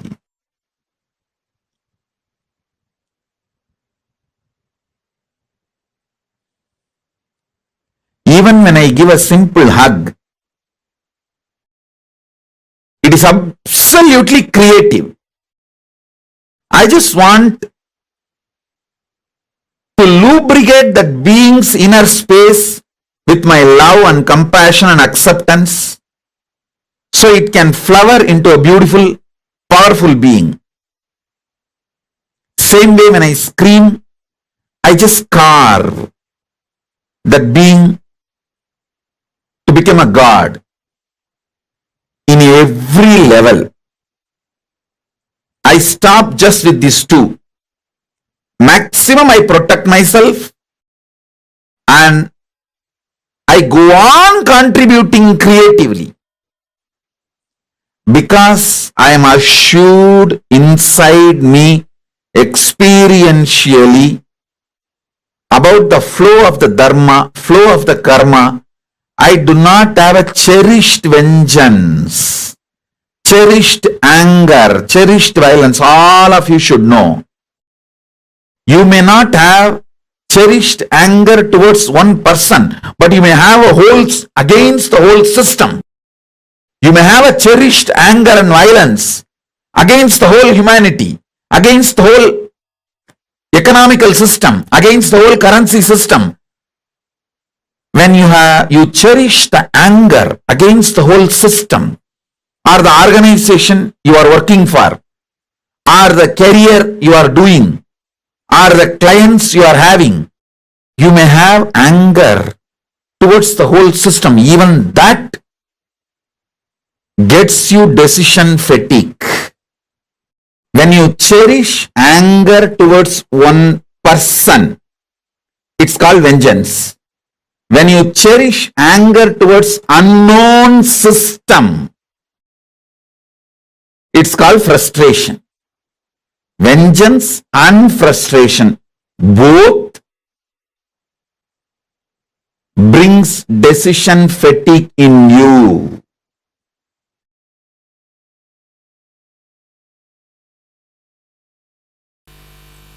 The thought pattern which you don't enjoy, which you already feel it is outdated and which is constantly suffocating you, shrinking you, is sanjita karma.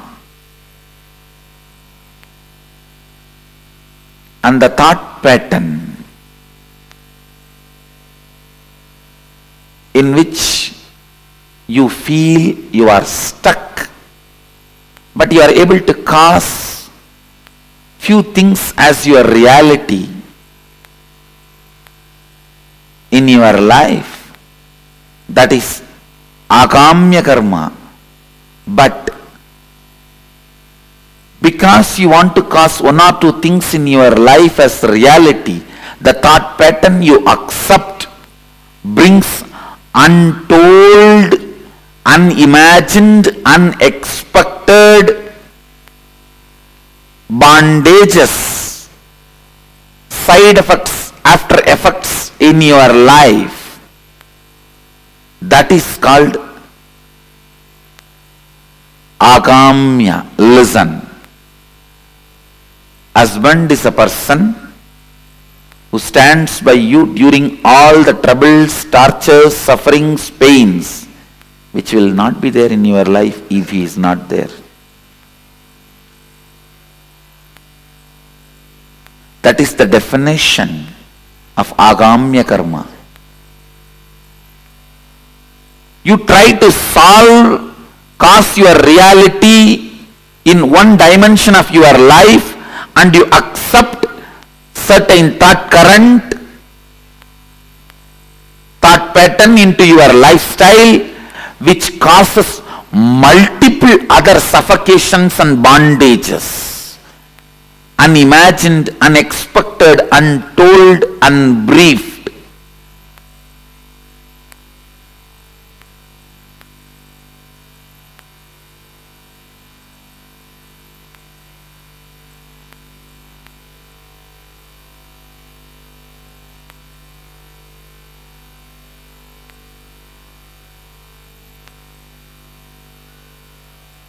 Understand?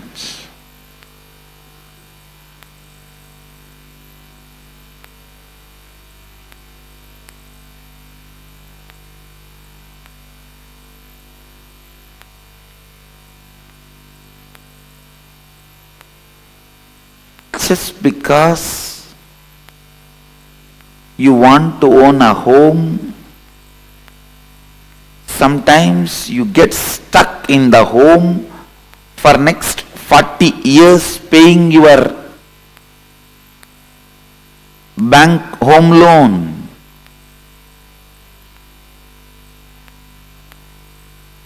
You want home. That's the reality you want to cause. But when you cause that reality, the thought current you accept and assume on you,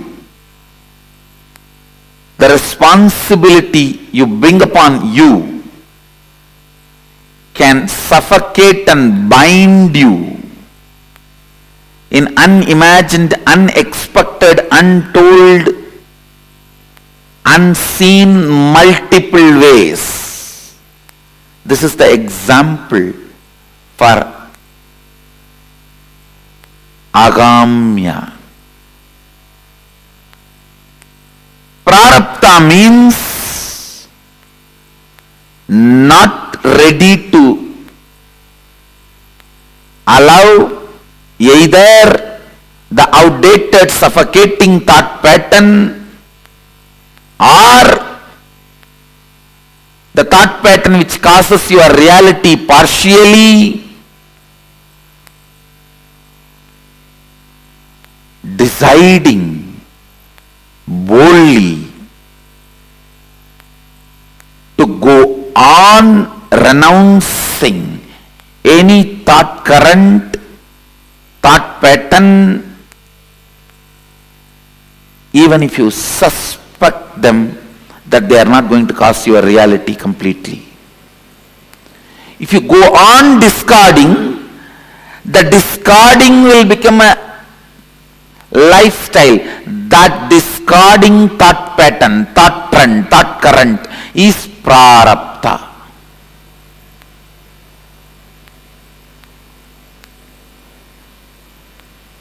Means only exhausting. No more accumulation.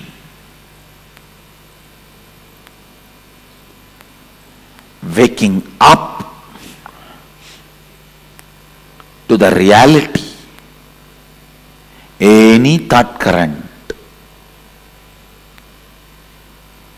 any thought trend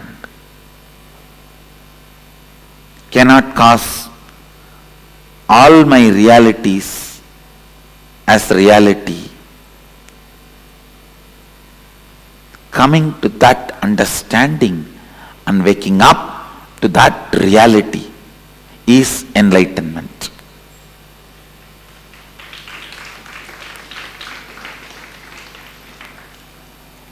Not ready to be stuck in any thought current is the liberated thinking current. Not ready to revere, honor any thought current is liberated thinking current. Not ready to honor, revere any thought current is completion. Not ready to honor, accept, revere any thought current is perpetual completion. Not ready to accept any thought current as a lifestyle is perpetual completion.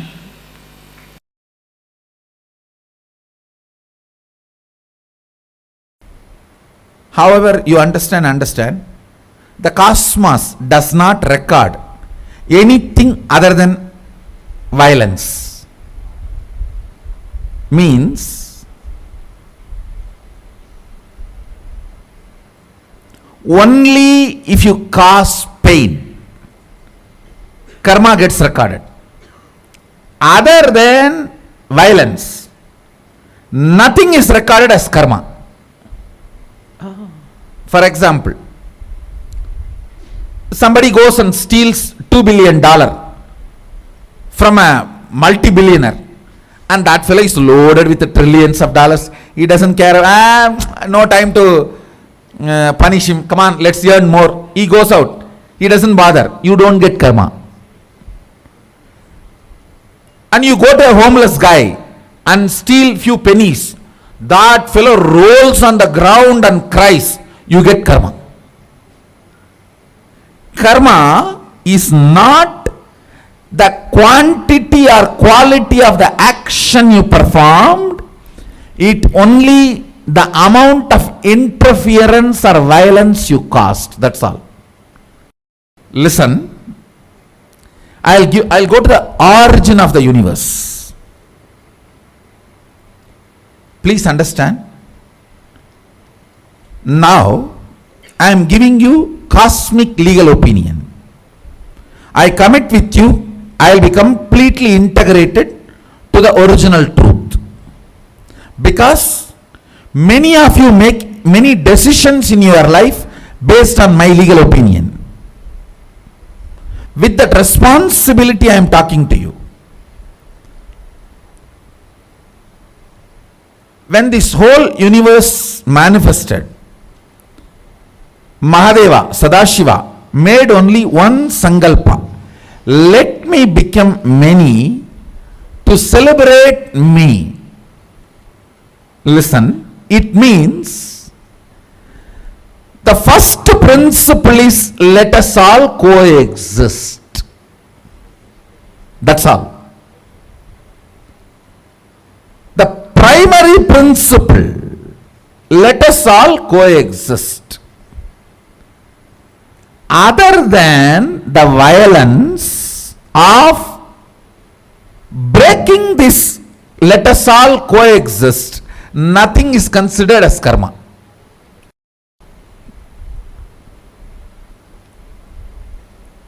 All of you are getting what I am saying? See, that infinity,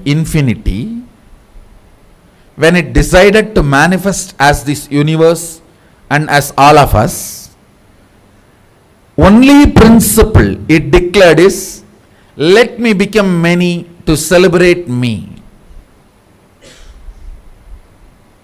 It means only one principle, let us all coexist, that's all.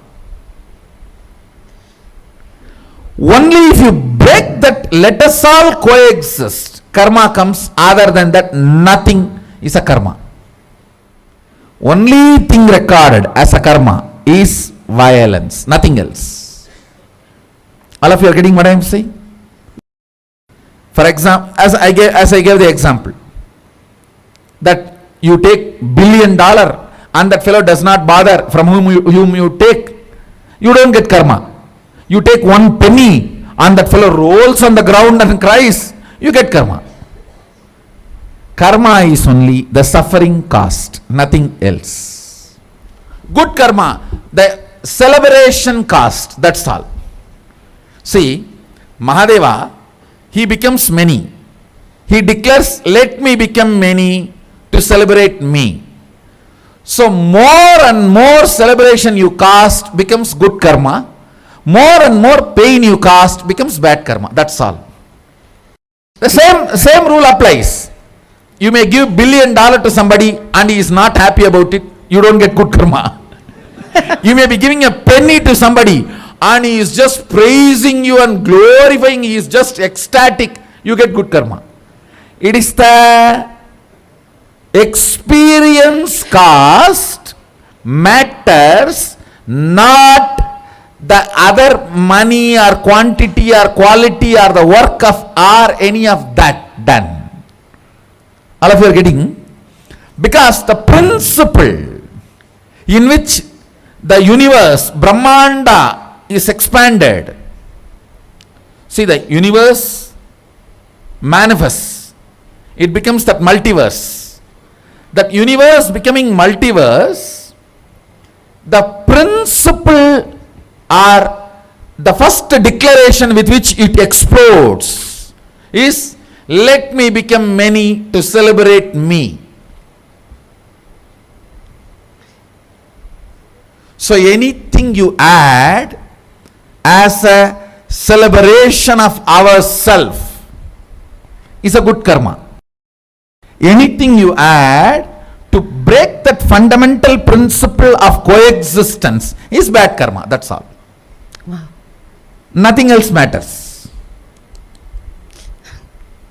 What is karma? Disturbing the natural expansion process of the universe. Supporting the natural process of expansion is good karma. Trying to disturb is bad karma, that's all.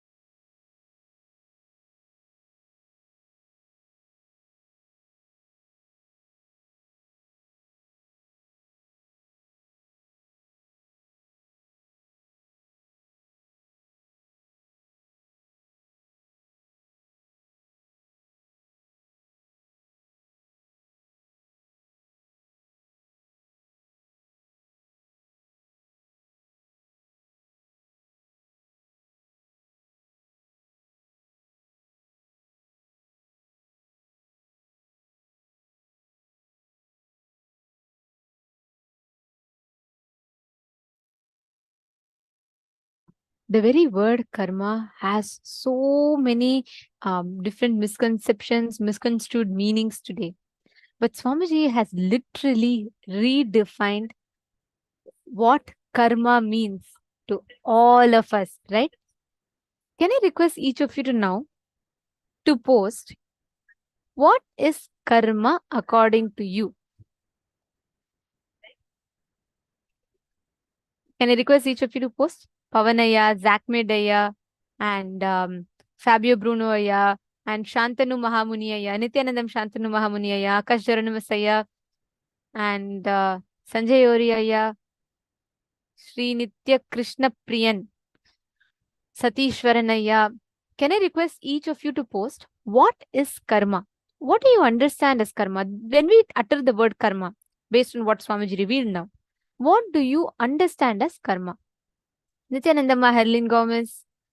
Come on, Ma Saroj, Ma Jnanalakshmi, Ma Donna, Ma Xiangxing, Ma Mahabhairava Jnana, Ma Dhanvantri Shaktini.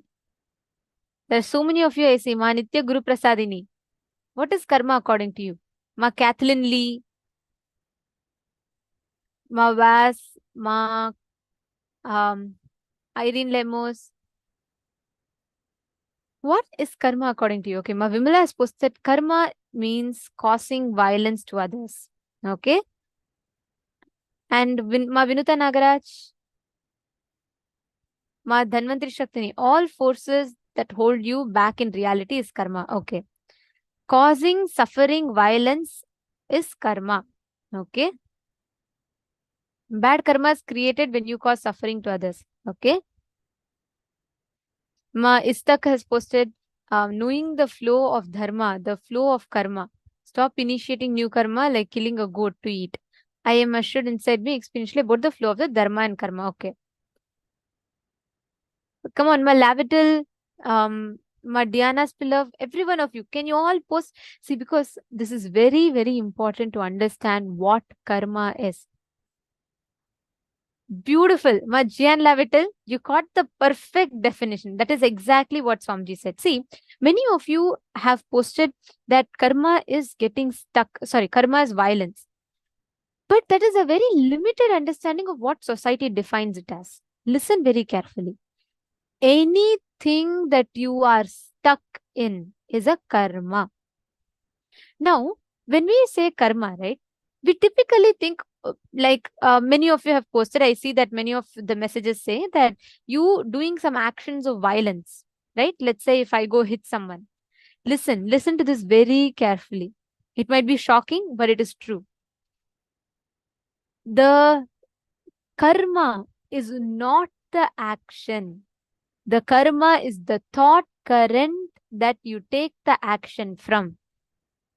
For example, let's say if there's a millionaire and $100 or $10,000 from the millionaire is being stolen, but the millionaire is not even bothered about it.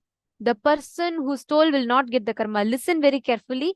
It may sound very paradoxical, but this is the cosmic law revealed by Swamiji. The same thing, a person who has $100, a poor person, from him even $1 is stolen, but he suffers because of it. He feels like, oh God, where is that money? And he's searching for it. The person who stole that $1 will get karma. Here, from a millionaire, $10,000 are being stolen, but he is completely unaffected about it. The person who stole $10,000 does not get the karma. The same thing, a person who has $10,000 and from him you take $1, but he's suffering because of it, it causes you strong karmas. Listen, karma is not the action. Karma is the thought current which makes you take the action. Cosmos does not do video recording. Cosmos does not go by CCTV, does not go by video recording. Cosmos runs by audio recording, which means what is running inside your inner space, the thought currents, the thought processes. This is a very important, all of us need to understand this one thing. Anything which you are stuck in causes karma inside of you. Are all of you understanding this? It is based on your karma. When we say, okay, like don't do something harmful, you will get karma, will come back to you. Which means the karma chakra you initiate, it causes a cycle reaction and it comes back to you. Have you all seen this meme? I'm sure you might have come across it, where you will see that, the domino effect, where the one slab is pushed, it's going to push everything, and the last slab will come back and fall on you. The karma chakra, the thought current with which you initiate an action, the moment you push, you take an action from a certain thought current, it is going to go all the way around and come back and fall on you. Listen very carefully. Karma is not the action, it is the thought current that pushes you to take a certain action. Now, the question here is, based on what are you defining your karma as? Are you going to explain? Are you going to still be stuck with understanding, oh, karma is just action. Let me do some good action in front of others and I'll get good karma. No. Let's say if you have a, if you have your relatives or friends coming over, and just to get a good name in front of them, you go and help them, you go and say, oh wow, it's very, you go and be very nice to them. But if your thought current is incompletion, it is not counted as good karma. Understand? What thought current you operate from. Even if you go and donate $1 million, but from the thought current of getting good name and fame, it is not a good karma for you. Listen to this very carefully. The thought current that we cherish is the most important one. This is what Swamiji has so beautifully revealed to us. My Vimala is asking a beautiful question. So she's saying, if there is incompletion in me and I suffer because of that, am I adding karma to myself?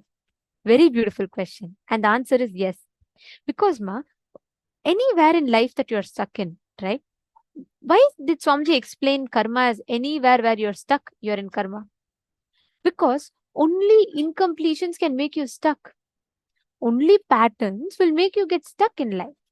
And anywhere you're stuck in naturally is what? Is karma.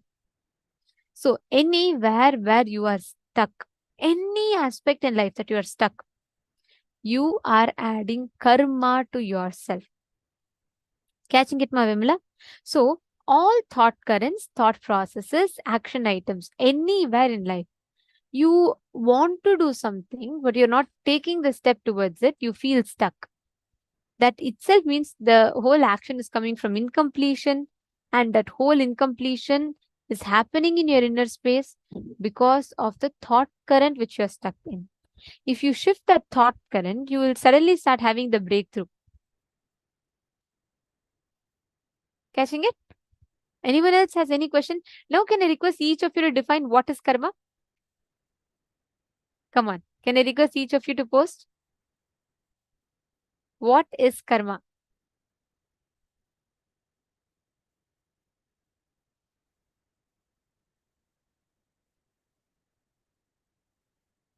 Karma is an action happening, even thought is karma. Okay, Shantanu Mahamuniyya. Okay. Thought current does not manifest your reality. The suffocating thought current is karma. Beautiful, Fabio Bruno Ayya. And come on, all the others. Akash Uranimus Ayya, Everardo Alfaro Ayya.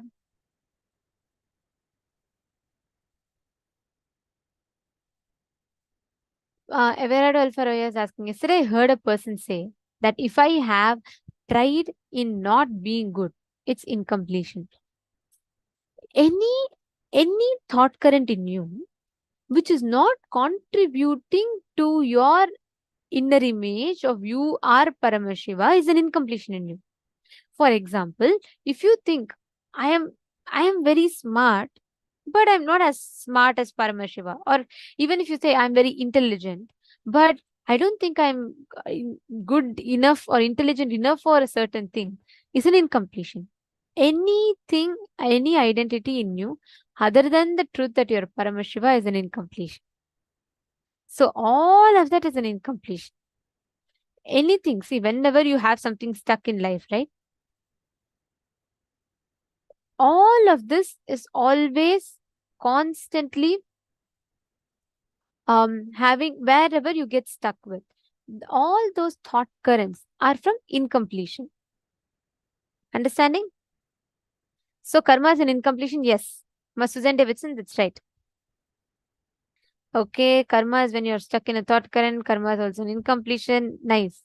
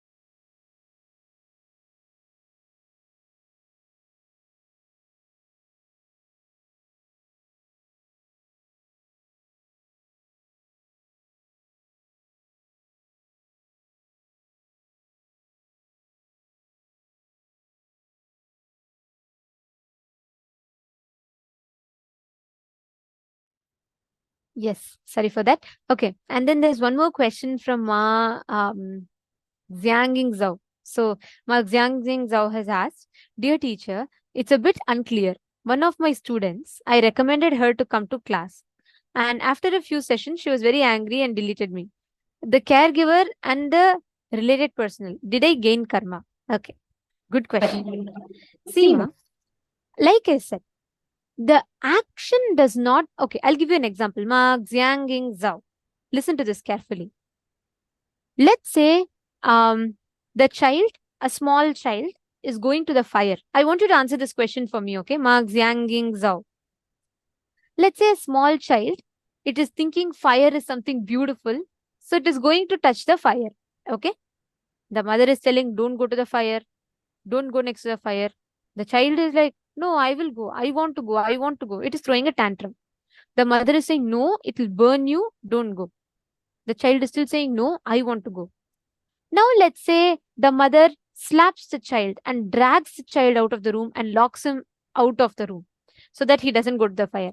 Do you think the mother will get the karma of causing suffering in the child? What do you think? Ma Xiangying Zhao. Could you let me know the answer? All of you can answer. Do you all think the mother will get karma of causing suffering in the child? Because naturally when the mother hits, the child is going to cry. So what do you all think? Okay, Ma Dhanvantri Shaktini is saying no. Why do you think no? Okay, Ma Swatli, why? All of you putting no? Okay, why? Ma Xiangying Zhao, could you also answer that question? Do you think the mother will get the karma? Okay, so some of you are saying no, her intention is good. Mom does it with good intention. Okay. Come on, Mahagovinda. And I request every one of you to actively post. This is an amazing session on karma. So if you all discuss it together, we all have the deeper understanding of it. And the very definition that Swamiji has redefined for karma will change our perspective of it. And it'll really change the way you are doing things. Okay, so So you're saying I'm not sure if this question will lead to mom gaining karma. Okay, listen very carefully. Why does the mom not get the karma here? Because, like I said, Swamiji was saying in this session, right? Cosmos does not have CCTV recording. Means Cosmos does not go by your action. Cosmos goes by your intention of that action. Here, if your intention is to enrich the other person, listen very carefully. Even if the other person may not understand, but if your intention was, let me give my best to the other person, you will only get good karma from that. You will not get bad karma. And one more thing here, in the same example, if the child is going through suffering, If that child is holding on to that suffering and having that suffering inside him, that karma will affect the mother, but because of the love of the mother, very soon when the child realizes and the completion happens, that karma does not affect the mother anymore. We need to know any suffering that we cause to anyone, consciously or unconsciously, like the other example that Swamiji was giving and Manityan Tosaf is telling, right? From a millionaire, even if you steal, let's say $10,000, $20,000, and let's say he has so much of money that he doesn't even bother about it, that will not give you karma. But the same thing, a person, a small a middle class person who has only $20,000, and you go and get $10 from him, you just steal $10. If he goes through immense suffering, it will be immense karma for you. Understand, the suffering that you cause, inflict upon others, comes back as karma to you as long as you hold on to that thought current. As long as you are there with the thought current from which you operated that particular action which caused suffering to the other person, you will get the karma back. The moment you are liberated from the thought current, that karma will no more come to you. See, listen very carefully. That is why the action you do does not matter. The thought current from which you do the action matters. The thought current, if your thought current is addressing, going from the space of yes, I want to enrich. Be very clear, Mark Zhang Zhao. It causes auspiciousness only to you, not bad karma. Okay? So, okay, Ma Virupaksha is saying, but the intention to steal can't be good. Correct, Ma? The intention to steal, it is not just that, but the degree of the suffering that the other person goes through also affects the depth of the karma. See, the thought current from which you operate has its own ripple effects. See, for example, have you all seen in this like Disneyland and they blow certain bubbles with a certain shape. So when the wand is in heart shape, it will create like heart shaped bubbles. If it's in circle shape, it will create circular bubbles. If it's like in an oval shape or sometimes like a flower shape, it will create different shaped bubbles. How the shape of the bubble wand, which they dip it and they, you blow from it, it creates certain shapes. How the shape of it determines the shape of the bubble, same way, the thought current you have determines the kind of karma, situations you're attracting in your life. As long as, see, how many of you see your life is very repetitive? Like you have the same type of patterns, same type of sufferings. You go through the same type of incompletions inside you. How many of you have seen this? Who all has seen this? Tell me. Like what kind of a feeling you had 20 years back? Oh, I feel people just exclude me from things. Now, after 20 years, we're still having the same type of situations manifesting. How many of you see that? Understand?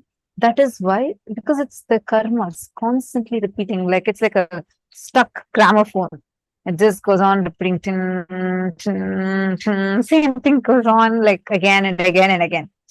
But only as long as you are sitting with that thought current. The moment you're liberated from the thought current, no more. That particular karma can affect you. Virupaksha, you need to understand one thing. Our definition, the societal framework of good, bad, right, and wrong is completely different from the cosmic law of good, bad, right, or wrong. The way you experience, the framework with which you experience what is good, what is bad, what is right, what is wrong, is very different from what cosmos measures as good, bad, right, or wrong. This very beautiful story that Swamiji explains this. So, once this story will help you understand deeper about karma. Okay, listen to this. Once a monk and a courtesan both were living opposite houses, right? So this monk was very austere. Like every morning he used to get up, he'll do the meditation and everything. Whereas a courtesan, she used to do her whole business is by selling a body. Now, this monk, every time he sees a man entering into that courtesan's house, he will feel very disgusted. He'll be like, what must be happening there? How can someone be so cheap? How can someone, want to sell their body just for money? So, whole day, even though he is meditating, this monk used to constantly think constantly about what is this courtesan doing? How can she be like this? How can she do such things? It's so cheap. Like that, he used to only be thinking about it. The same thing, on the other hand, the courtesan, though she used to sell her body for money, she was very deeply devoted to Krishna. She used to pray to Krishna. She used to say, please liberate me from all this suffering and I want to just attain your feet. So this continues for quite some time. It so happens that one fine day, both the monk and the courtesan die on the same day. They both reach the gates of heaven, Loka, and the Yamadharmaraja, he looks at the accounts of all their karmas. So he looks at courtesan's life and he looks at her karmas. He looks at the monk's life, he looks at his karmas. And then the monk is very, eagerly awaiting. He's like, surely she will go to hell. I will go to heaven. So he's waiting to be royally welcomed in heaven. Yamadharma looks at him and says that he gives order that the monk shall be taken to hell. The woman, whoever was the prostitute, she will be taken to heaven. Then the monk was shocked. He said, no, wait. I think you must be mistaken. Do you know who she is? Yama says, yes. Then he says, do you know I'm a monk? Yama says, yes. Then he says, why? Why hell for me and heaven for her? Very beautifully, the answer is given to him. Yamadharmaraja says, look, by your body, you lived a very sincere life. You were very integrated as a monk. So look at your body. You left your body and came, look at your body. So he sees planet Earth and his body is being worshipped by his devotees and, they're all putting it to the side and they're taking care of it. On the other hand, the God says, this woman, on the other hand, abused her body. She sold her body for money. And look at her body. So then they see the planet Earth. There is nobody even to take care of her body. It's just like left there. And Yamadharma says, but by your mind, by your thought currents, always, even though you were in the body of a monk, your inner space was filled with only the visualization of what she is doing, and you never really focused on what this purpose was. So you were always only having anger and hatred and all these different emotions in you. On the other hand, though this woman sold her body for money, her inner space was fixed on Krishna. So because of the thought current which they cherished, the monk got hell, the woman got heaven. The thought current, if we try to analyze cosmos's logic by our limited logic, we can never do it. It is just for us to understand the truth behind it.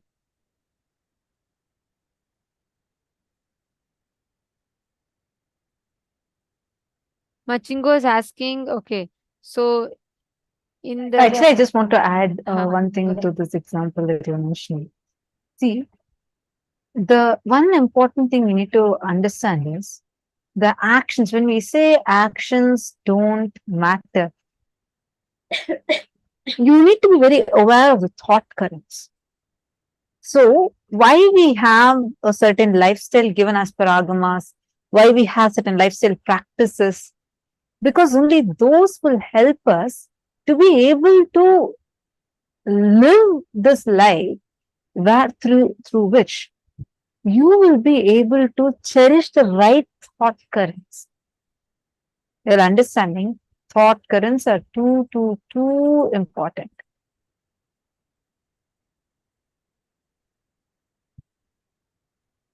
Okay, North India. Machingo has posted a question saying, Nithyananda, some time ago in the news, there was a married woman in North India who rejected the love of a young boy. The boy committed suicide.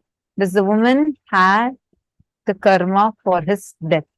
See, we can't say this without understanding. To know or answer this question, the first and foremost thing, we need to know a lot more about the situation, about them, before you can even come to a conclusion. It is, see, understand the formula and you can apply it. If you are stuck in a thought current, you are stuck with a karma. The karma will have its own effects, side effects, after effects, everything. Any suffering you cause to another person, that comes back to you as a karma. Atmahatya, suicide is the worst sin. Suicide is not accepted anywhere in Sanatana Hindu Dharma. Any soul that commits suicide goes through the worst suffering. All the actions that we do, every action that we do in Sanatana Hindu Dharma, the core of it, everything only matters with what context you take that action from. What is the context of you taking that action? How? Why? Where? From which context do you want to take that action? That is what matters. That intention of the action is what always counts. Understanding?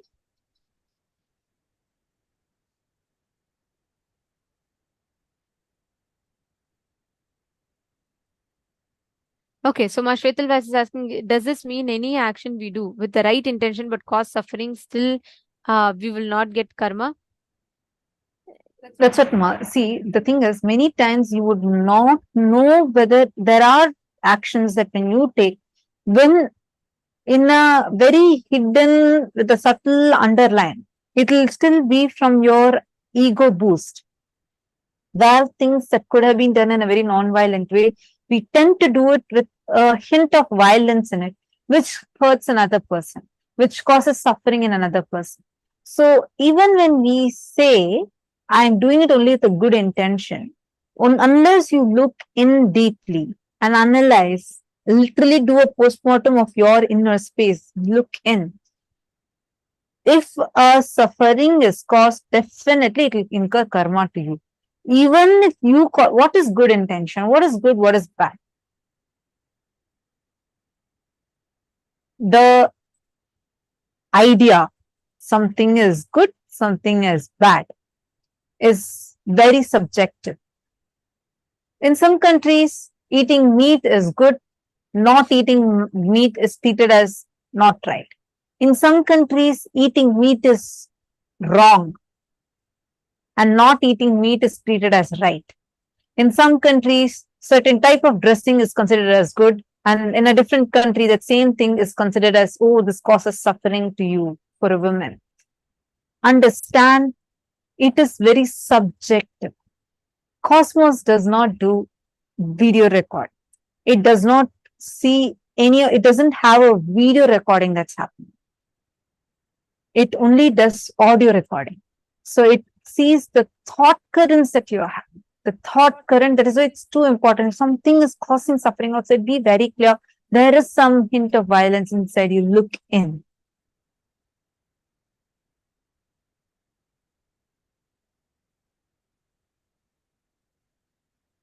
Understanding. If we all analyze now, we will see how beautifully you can shift the understanding of karma, and you can not just shifting the understanding, can experientially gain the powerful cognitions. Now, take a few minutes and pen down all thought currents or lifestyle in which you are stuck. You are feeling stuck.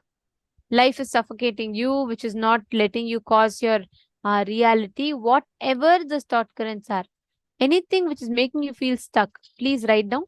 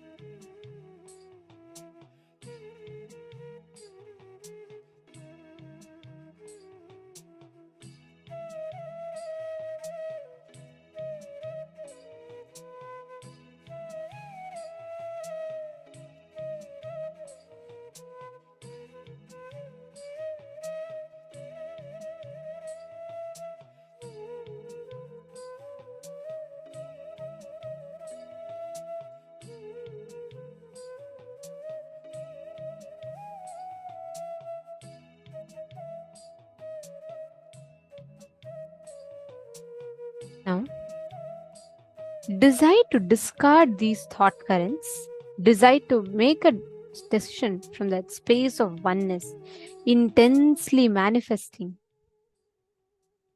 With that same space, I request every one of you to connect to a partner and ask them to give you any one place for you to scan.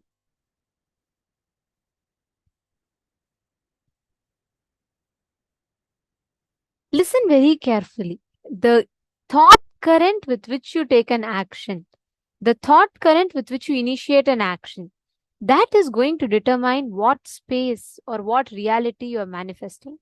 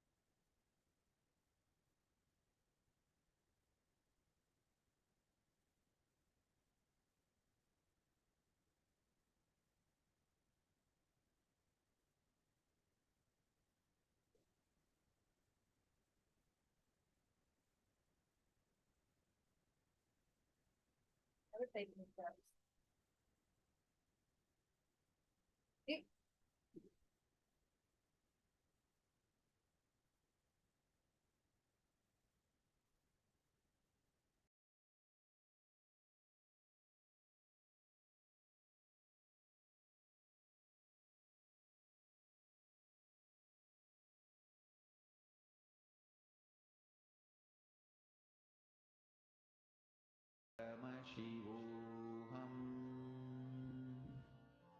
Om Nithyananda Paramashivoham.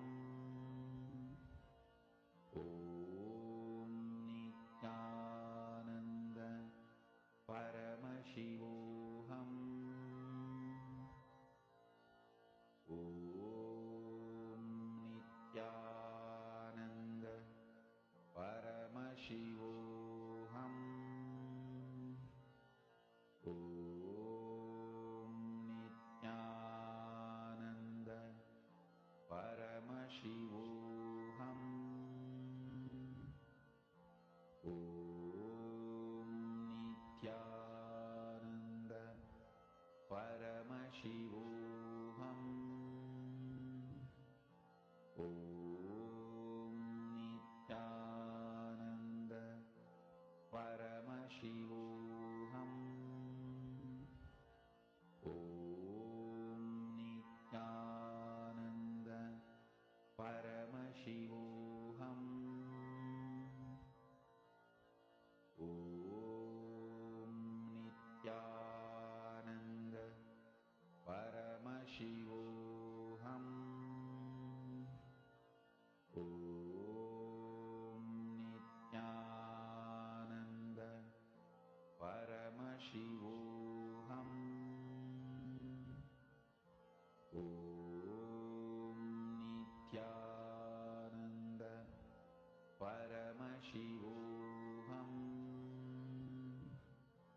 Om